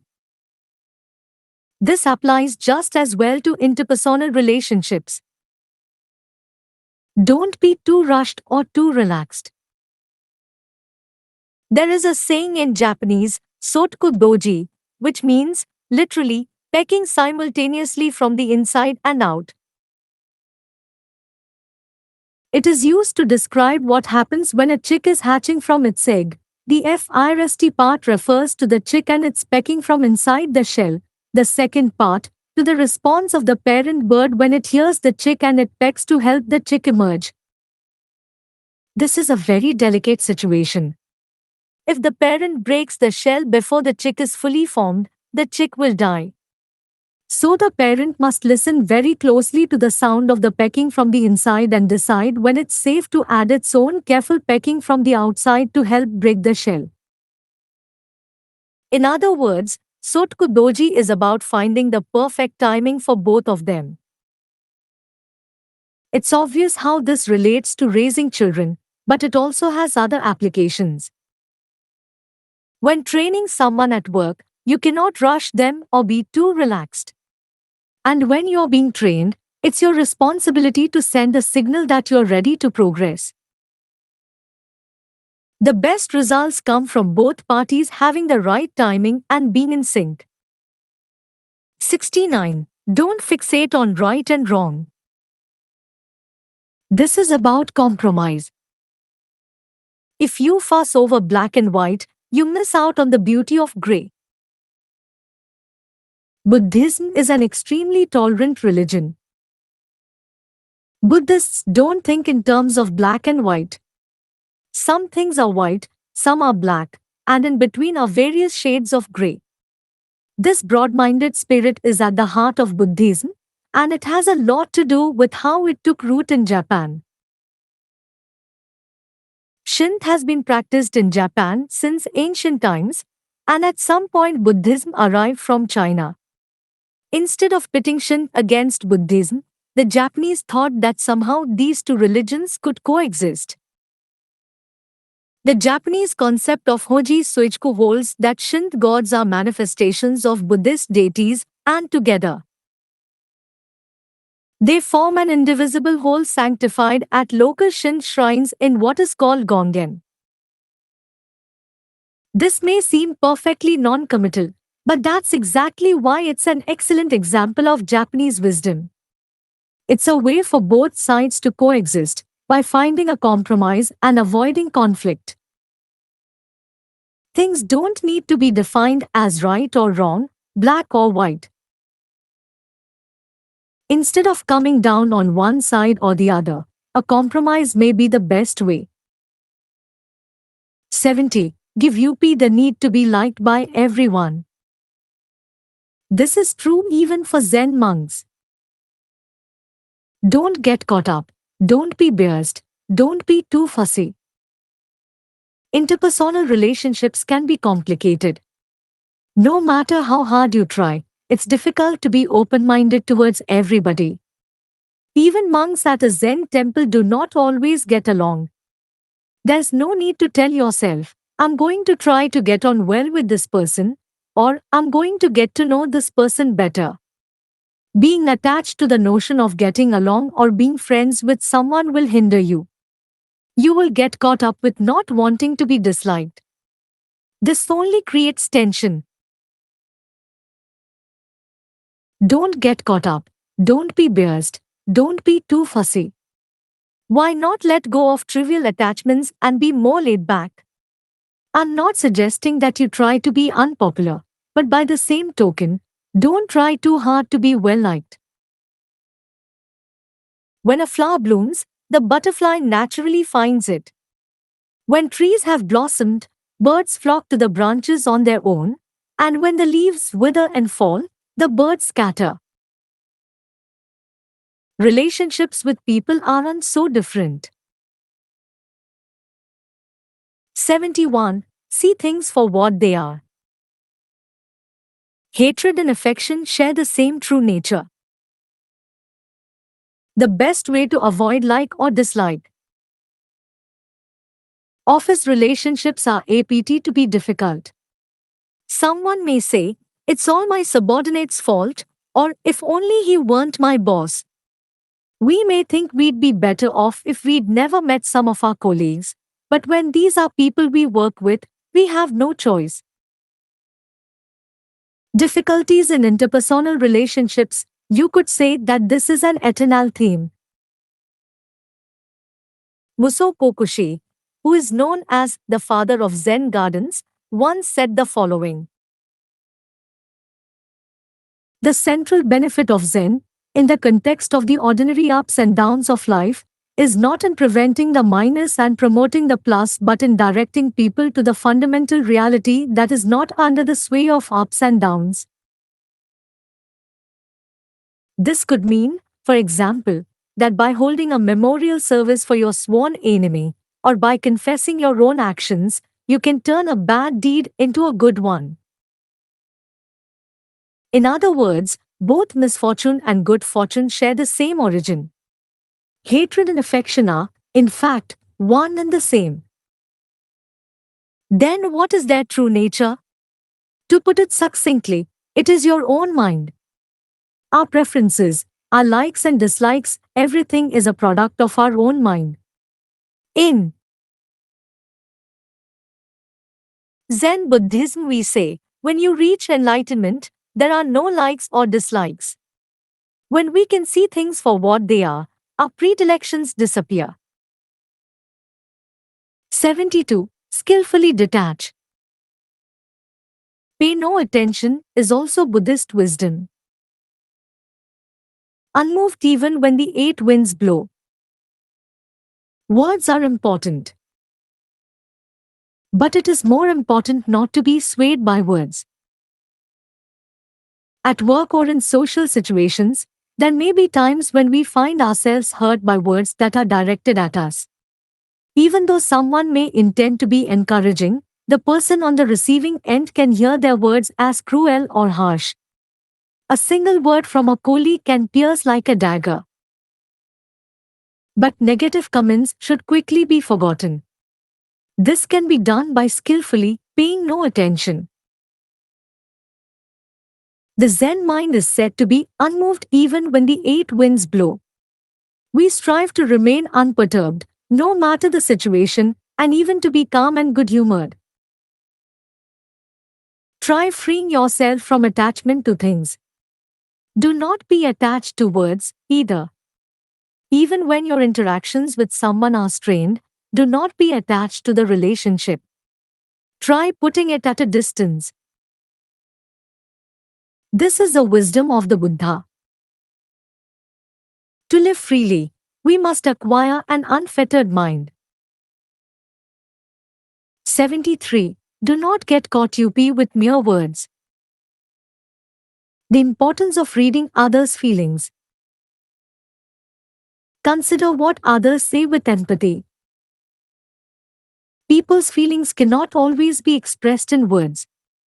Some people may not have an easy time describing how they feel. This is why we have the ability to read other people's feelings. There is a Zen saying, Nenge Mish. This refers to a riddle about the Buddha, known as A.K.N. From his dharma seat before his many disciples, the Buddha is said to have not uttered a word, but merely twirled a single flower in his hand and given a subtle smile. The disciples were mystified, and among those present, Mah Avit Macron K. Avit Macron Hyapa was the only one who returned the Buddha's smile. Mah Avit Macron K. Avit Macron Hyapa understood the Buddha's wordless gesture and, having received this dharma transmission, was designated as his successor. It is still important, of course, to try to express our feelings in words. And conversely, we must pay close attention to what other people say. But we mustn't lose sight of what is most essential by getting caught up in mere words. We should not only listen to what others have to say, but also consider their feelings with empathy. 74. Do not think in terms of loss and gain.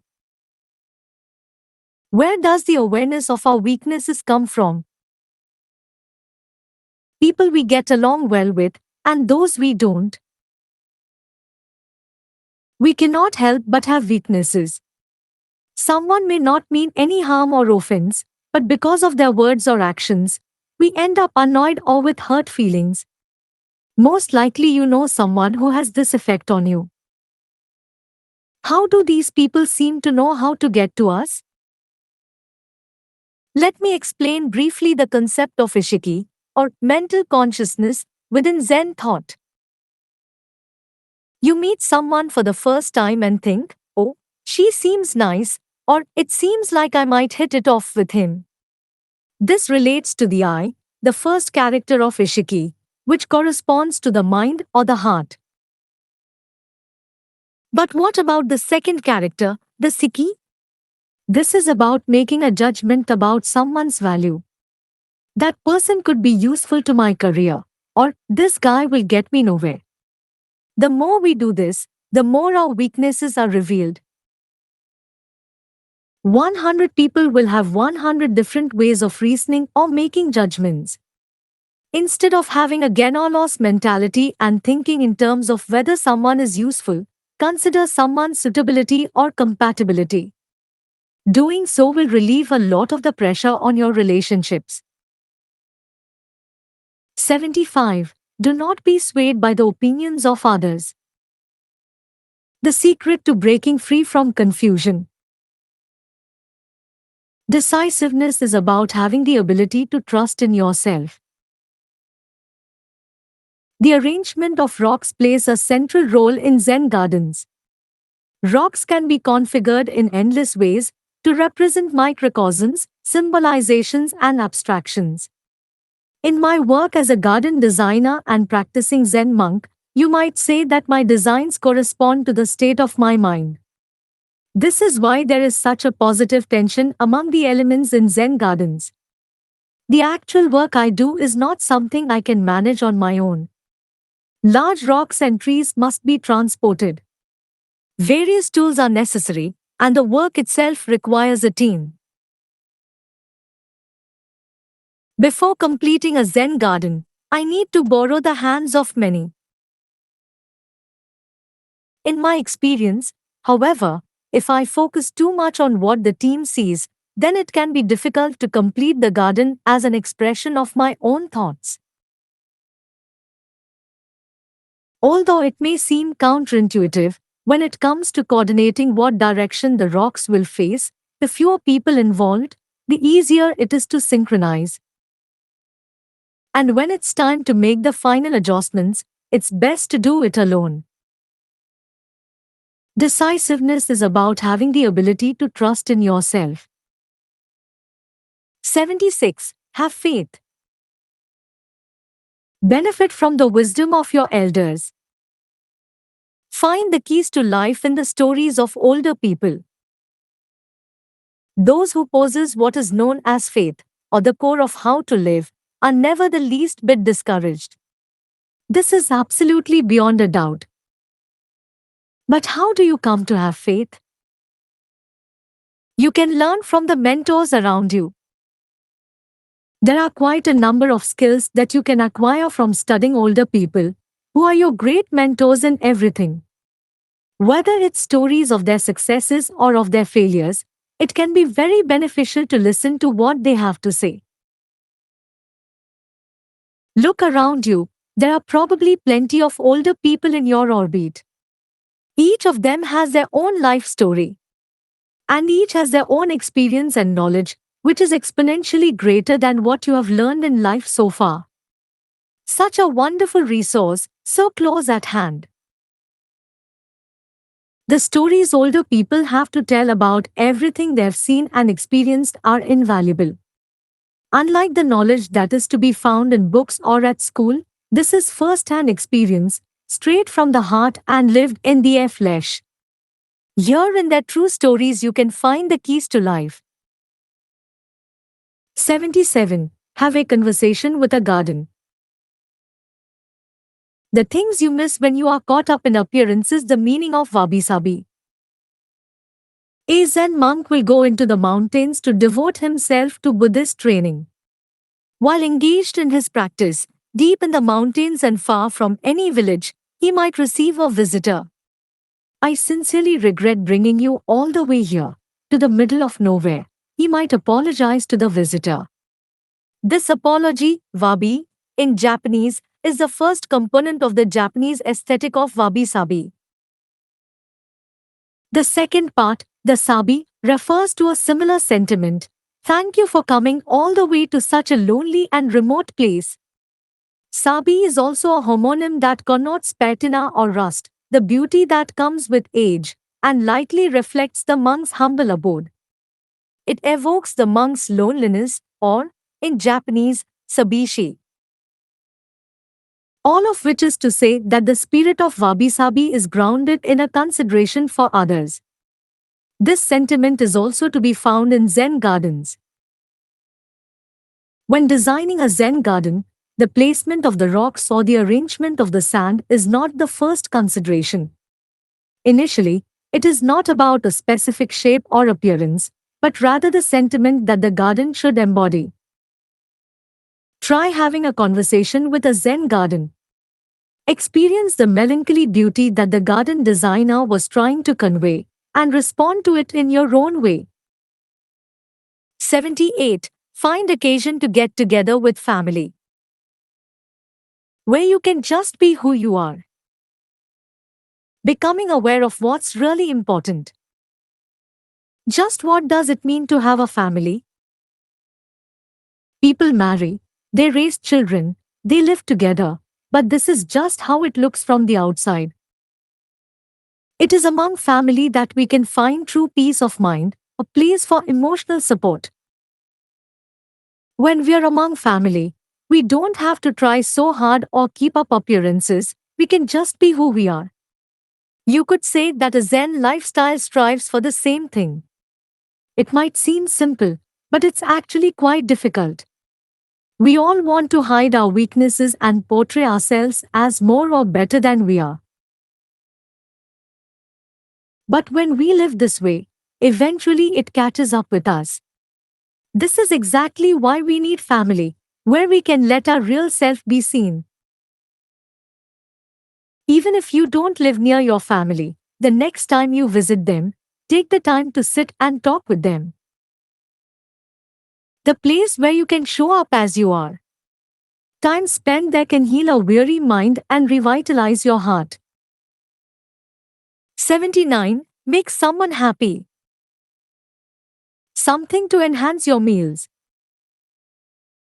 Japanese hospitality can evoke the flow of time, even at the dining table. When entertaining guests, you might treat them to a multi-course meal, featuring special, high-quality ingredients, a Western feast. Japanese hospitality is a bit different. Above all, the Japanese prize cuisine that demonstrates an awareness of the season. The choice of what to serve is determined by what is perfectly in season at the time. And there are two other elements, a trace of something that is just past its season, evoking the departing moment, and something that is just now coming into season, suggesting an impending arrival. In other words, the meal includes the last of the previous season, the height of the current season, and the first of the coming season. These three things conjure the flow of time, the past, the present, and the future, for the guest's enjoyment. The height of hospitality is not necessarily attained with the most sophisticated ingredients. Whether it is with a meal you prepare or a gift you give, try incorporating a sense of the flow of time to make your guests happy. 80. Appreciate all the people who came before you. Realizing the miracle of being here now. If you were to take away just one of your ancestors, you wouldn't exist. Japanese people used to have large families. There was a grandfather and grandmother, then the parents, then the children. 3 or 4 generations, all living together under one roof, and this facilitated the passing down of family history. The 80-year-old grandfather might tell his 5-year-old grandchild about his own grandfather. The grandchild could hear stories from 200 years earlier. They would know what kind of people their ancestors were. This makes history truly come alive. It is thanks to the existence of your ancestors that you are here today. If you go back 10 generations, you might find more than 1,000 ancestors. Imagine how many more there would be if you were to go back 20 generations, or even 30. It could be more than 1,000,000 people. And if you were to take away just a single one of these ancestors, you would not have been born. When you think about it this way, you cannot help but feel a sense of gratitude to your ancestors. It genuinely seems like a miracle that you are here. When we become aware of this miracle, we come to understand the preciousness of life. Part 4. 20 Ways to Make Any Day the Best Day. Try shifting your attention to the present moment. 81. Be here now. The you of a moment ago is the past you. Focus on the here and now rather than on the past. As humans, we live only in the moment, in the here and now. So we must train our mind to be present in this very instant. This is the Zen way of thinking. Zen Buddhists like to say, dwell in the three worlds. These three worlds are the past, the present and the future. In Zen Buddhism, you often hear the names Amida, Shaka, Shakyamuni, and Miroku. These represent the Buddha in each of the three worlds. If you are wondering how this way of thinking actually works, let's start with our breathing. We inhale, and then we exhale. The moment when we inhale is the present, but once we exhale, it has already become the past. To put it another way, when you were reading the preceding pages in this book, that was the you of the past. And when you read the following pages, that will be the you of the future. When something bad happens and you are feeling down, try clapping your hands in front of you. In an instant, you can feel better, having been put in a new frame of mind. Like when a film cuts to a new scene, there is now a totally different you. What is important is this day, this hour, this moment. 82. Be grateful for every day, even the most ordinary. The happiness to be found in the unremarkable. The greatest happiness is in the natural order of things. The Zen monk Ikki, famous for his wit, was once asked by a merchant celebrating the birth of his grandchild to write something congratulatory. Ikki thought for a moment, and then wrote, "The parent dies, the child dies, the grandchild dies." The merchant read it with a puzzled expression, then complained, "Why have you written something so morbid?" Here is what Ikki said. First the parent dies, then the child dies, and at last the grandchild grows old and dies. That is a natural order. If your family is able to experience death in the natural order, you will have the greatest happiness. Everyone could not help but agree. To make it through today, another uneventful and ordinary day. To breathe in and out, to do our work, to sleep well. Ordinary and unremarkable as it may seem, this is actually what makes it all the more amazing. The simple happiness of the passage of one day after another, such happiness is right before our eyes. 83. Recognize that you are protected. We are all in the palm of the Buddha. So take heart and keep going. In the Buddhist way of thought, it is said that all of us are in the palm of the Buddha. No matter how much we struggle, in the end we are just flailing around in his hand. You might hear this and think, then why not just give up? You'd the opposite. There will be things that don't go as expected, and you may feel miserable, but ultimately you are protected, as I said, in the palm of the Buddha. That is why you should take heart and keep going. All of us are on our own in life. And yet despite this aloneness, the Buddha sees everything we do. This should be a balm, it should enliven our spirit. The Buddha is all-seeing, he sees the good as well as the bad. Belief in this propels us forward. The existence of an unconditional protector is a constant comfort. And although we cannot see this being with our own eyes, a steadfast belief in him infuses us with tremendous energy. I'm convinced that we are all in his palm. There is no certainty in a promise to ourselves, which is why we make a promise to the Buddha. By doing so, we empower our belief exponentially. 84. Be positive.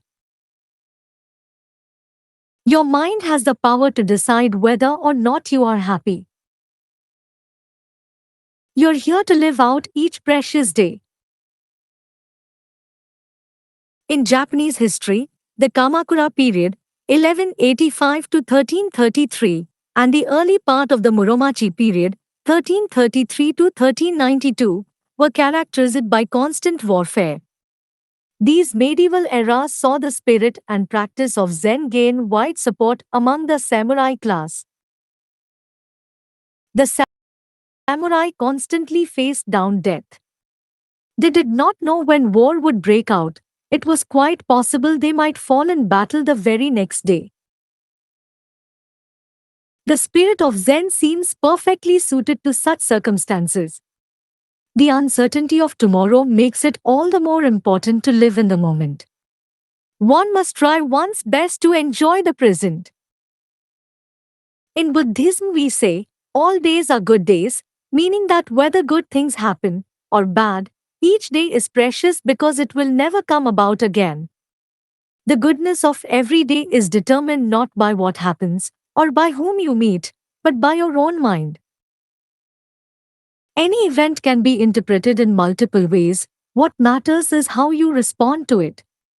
You may not have any control over what happens or any power to change things, but your reaction is entirely under your control. Let us make today and every precious day a good day. 85. Do not covet. Wanting more leads to suffering. Is that something I truly need? In Buddhism, we say chisoku, which means be satisfied. Knowing how much is enough is about finding satisfaction in what you already have. Human desire is endless. Once we acquire one thing, we desire 10 of them. And when we acquire 10 things, we want 100. Even though we know we don't need it, we are unable to rein in our desire. Once engulfed by these feelings, there is no way to satisfy ourselves. There will be times when we want something we do need. There is nothing wrong with this. But once we acquire the minimum necessary amount, we must learn to tell ourselves, this is enough for me. And then we must keep in check our desire for other things. Through the practice of Chisoku, we can achieve a calm and tranquil mind. By simply recognizing that we are fulfilled, our suffering is greatly diminished. If you find yourself swept up in feelings of dissatisfaction, take a step back and examine what you hope for and desire. And then ask yourself, is that something I truly need? 86. Accept reality for what it is. The art of being prepared. It is not about giving up, but about preparing yourself. The Zenji, or High Priest, Keish Idbashi is the retired abbot of SGG, a temple in Yokohama.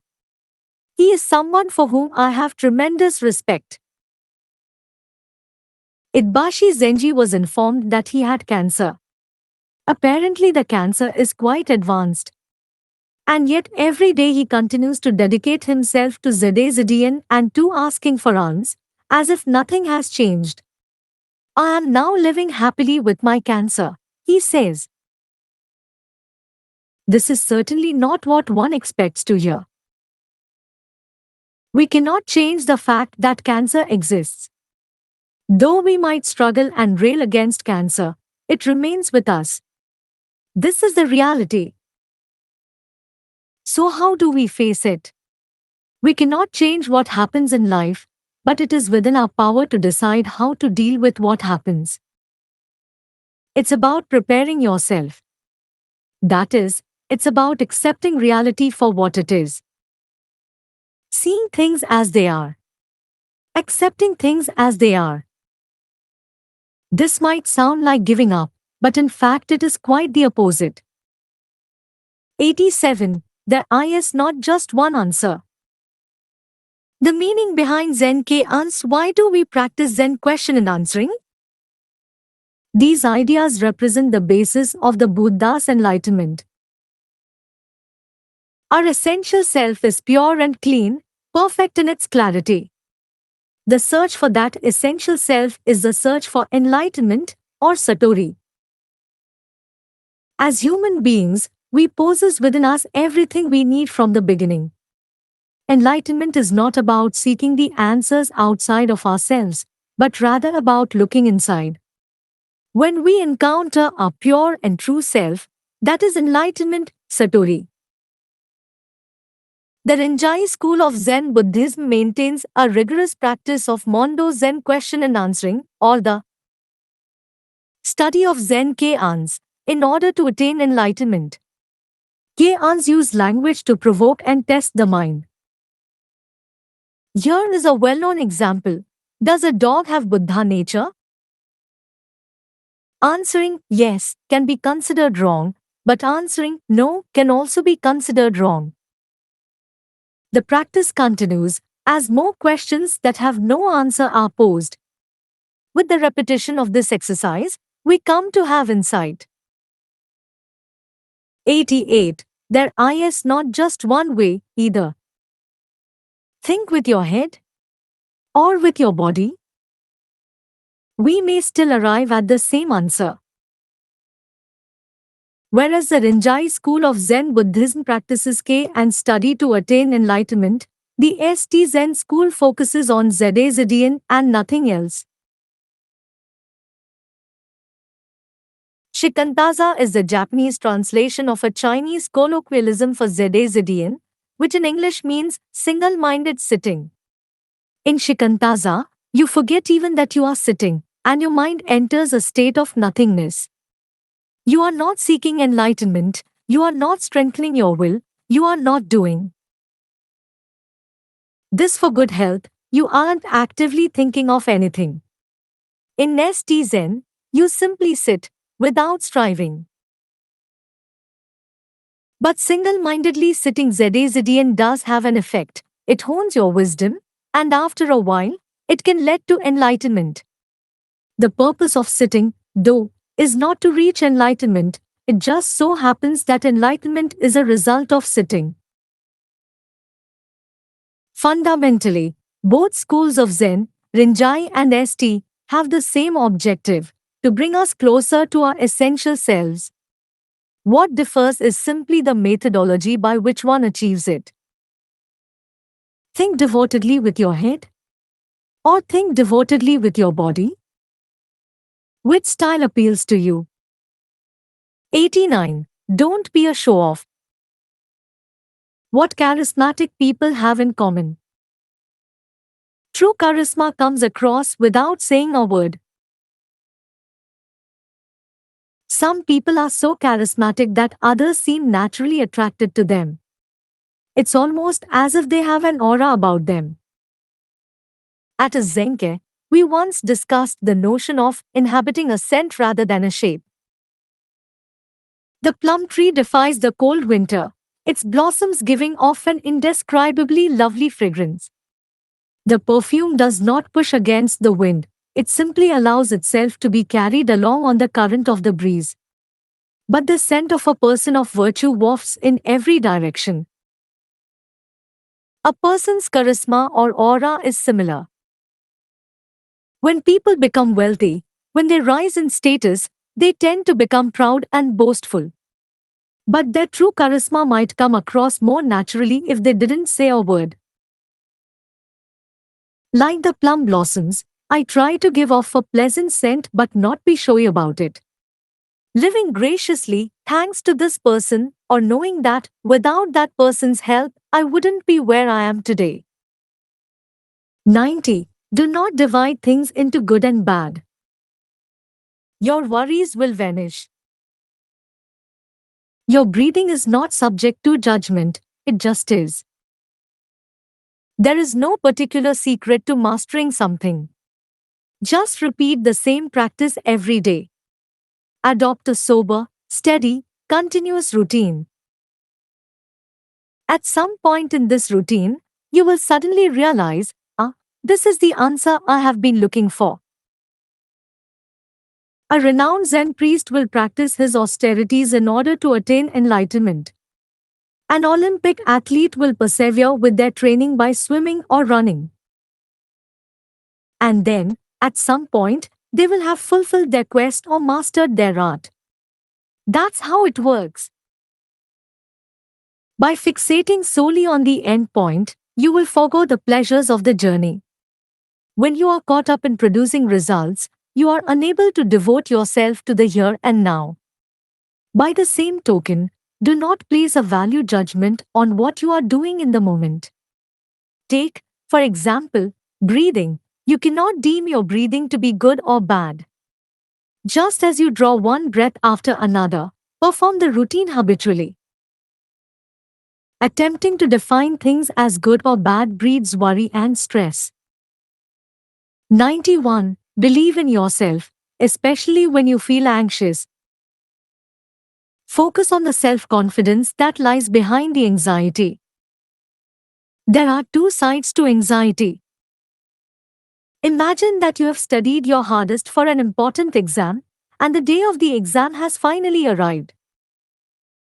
Or that you've put time and effort into preparing a presentation, and now it's showtime.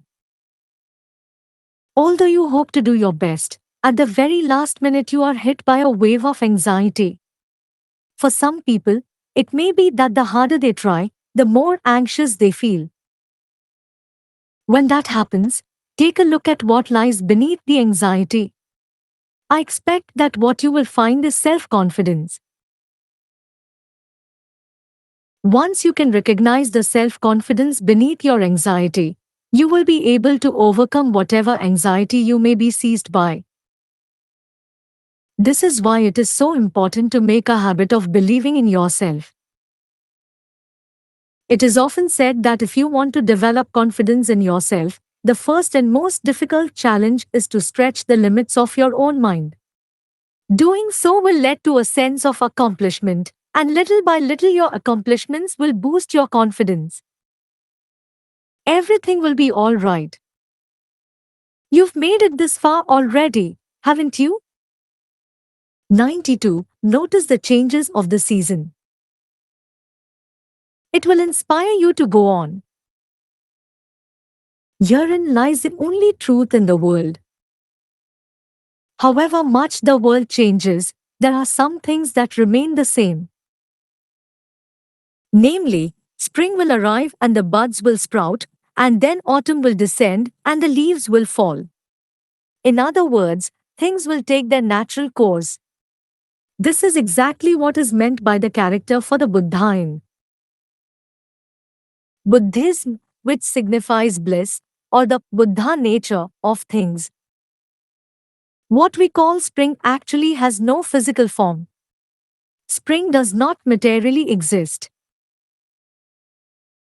Nevertheless, when winter comes to an end, the northern wind shifts to a southern breeze, bringing warmer temperatures. Soon the plants sprout buds. We see this and think to ourselves, spring has arrived. But perhaps there are those who don't notice the buds and flowers, or some who see them and feel nothing. For these people, there is no such thing as spring. A Chinese poet from the northern Song dynasty named Su Shi was struck by the beauty of the spring landscape and said, "The willows in their green, the flowers in their crimson, reveal their true nature. In the natural shape of things, this is where the truth is found." With an open mind, notice the truth in the everyday, in the Buddha nature of things. This awareness will give us the courage we need to go on living. 93. Try taking care of something. Develop affection for someone or something. Understand what is important in life. Nowadays, more and more people are getting back to nature. They buy land in the countryside and on their days off they devote themselves to working in their fields. Or they start a small garden, growing vegetables and flowers. I think all of this is wonderful. You cultivate the land and plant seeds. You worry when the weather remains dry and fret when there's too much rain. This is not merely about the simple act of growing plants, it's about savoring the time and effort that goes into it. When whatever it is you are growing begins to thrive, you feel unreservedly happy and also relieved. However much affection you put into it, the object of your affection gives you back energy in equal measure. You might even think of what you're cultivating as a stand-in for yourself. When that happens, not a drop of the affection you give goes to waste. When you buy a tomato at the market, it's just another tomato to you. But a tomato that was grown with your own hands transcends being a simple ingredient. It is through the act of nurturing something that we develop a mind that cares for things, a mind that feels affection for others. 94. Free yourself from money. The more you try to accumulate money, the more it gets away. What to focus on in order for your money worries to subside? Sometimes people ask me, Buddhist priests don't have to worry about money, do they? This can be a tricky question to answer. Even though I'm the chief priest of a temple, money is still a requirement. I have a family, and there are basic necessities I must buy. According to Zen teaching, soliciting money is not wrong in and of itself, but it mustn't take on too much importance. The founder of the St. School of Zen Buddhism, D-Gen Zenji, warned us that those committed to an ascetic Buddhist lifestyle must not allow themselves to be tempted by fame or fortune. We must not seek to enrich our reputation or line our pockets. The strange thing about money is this: the more attached we become to it, the more it eludes our grasp. Instead of thinking about money, we should concern ourselves with a higher purpose. How can I contribute to society? What can I do to be useful in the world? By contemplating these questions and taking action, you'll find that the money you need will ultimately find you. 95. Listen for the voice of your true self. Learn to appreciate this insight. A dry landscape garden symbolizes a life of seclusion. One of the buildings of a Zen temple is the abbot's quarters, called a hojo. Historically, there has always been a Zen garden attached to the hojo. Why do you think the chief priest has his own ideal little garden, right outside where he lives? Most Zen gardens are dry landscape gardens, called karesansui. Long ago, the ideal lifestyle for a Zen monk was to seclude himself deep in the mountains, in order to devote himself to spiritual training. Perhaps there was enjoyment in living as a hermit, like the famous monk Avai Khan from the Edo period. But in truth, it is very difficult to live this way. Nowadays, few monks seclude themselves deep in the mountains, but they have dry landscape gardens to symbolize this ideal. Perhaps this will deepen your appreciation of Zen gardens. The next time you visit one, take a moment to sit and imagine you have wandered deep within the mountains. Transported in this way, liberated from your daily obligations, your mind becomes transparent and your true self may unexpectedly reveal itself. 96. Cherish being alive every single day. Life really does go by in the blink of an eye. Time spent out of character is empty time. In Zen temples, there is a wooden board called a ha that is struck with a mallet to signal that it is time for some part of the daily routine. It might have the words Shoji Jidai written on it in ink. Have you ever seen this? The words mean, life is full of fortune and misfortune, but cherish being alive every single day. Life will pass you by. My father belonged to the generation that experienced war when they were young. He once found himself in the middle of an exchange of gunfire. It was a furious attack by the enemy. My father lay flat on the ground, desperately trying to escape the fusillade. When the shots finally stopped and he dared raise his head, his fellow soldiers on either side were dead. Whenever my father told this story, he always ended it by saying, "I am grateful to be alive and to be here today." We human beings are enlivened by a great and invisible power. We are enlivened, we are given life. And for that reason, we must not waste it.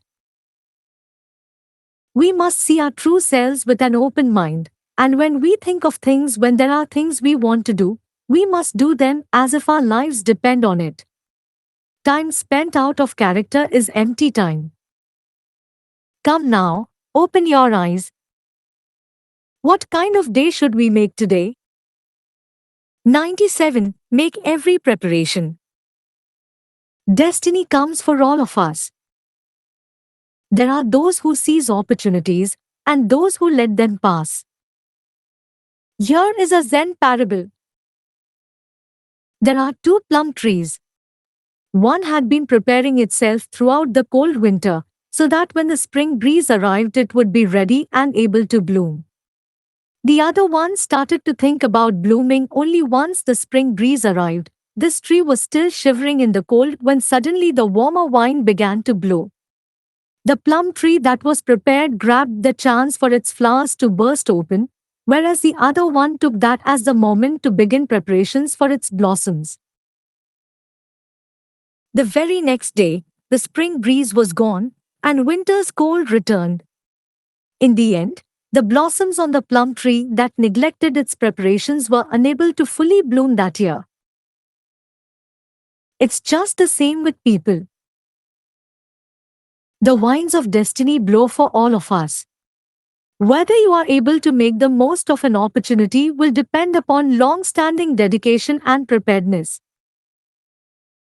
98. Contemplate how to die. Whenever you are confused about how to live, happiness is right at hand. The word shoji is Japanese for the Buddhist concept of samsara, the cycle of death and rebirth.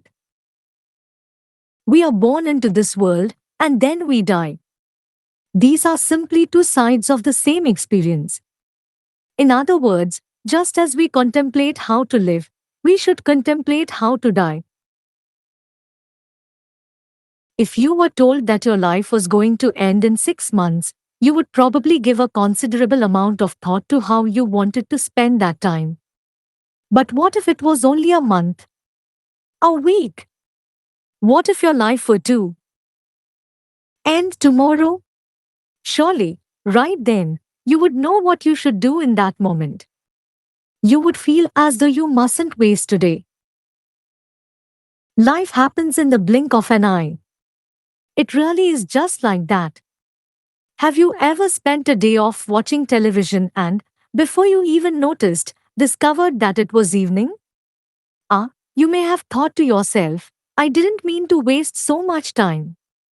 When you want to get something done, or you want to put your mind to something, time spent not focused on anything in particular feels like wasted time.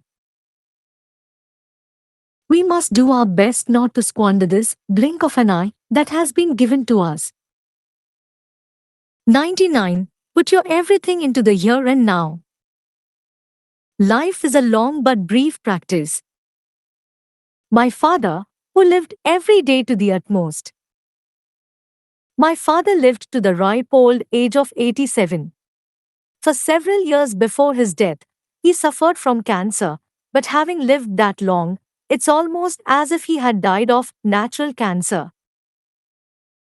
The day before he passed away, my father spent 3 hours weeding the temple garden.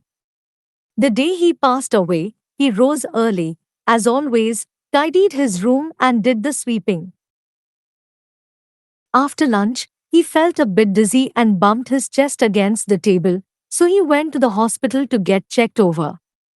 They took his blood pressure, which turned out to be abnormally low, and it was shortly after they administered an 4 drip to raise his blood pressure that he passed away quietly. To me, that is such a beautiful way to die. I don't imagine I will ever live up to my father. He was simply single-minded about living in the moment. Up until the day he passed away, he devoted himself to tending the garden, and to the utmost of his ability he tried to carry out the responsibilities he was entrusted with. Perhaps my father had a premonition of his death, but it would have been something that only he had known. He taught me, through his example, that the practice continues up until the moment of your death. 100. Make the most of life. Life is a precious thing for our safekeeping. Your life is your own, but it is not your possession.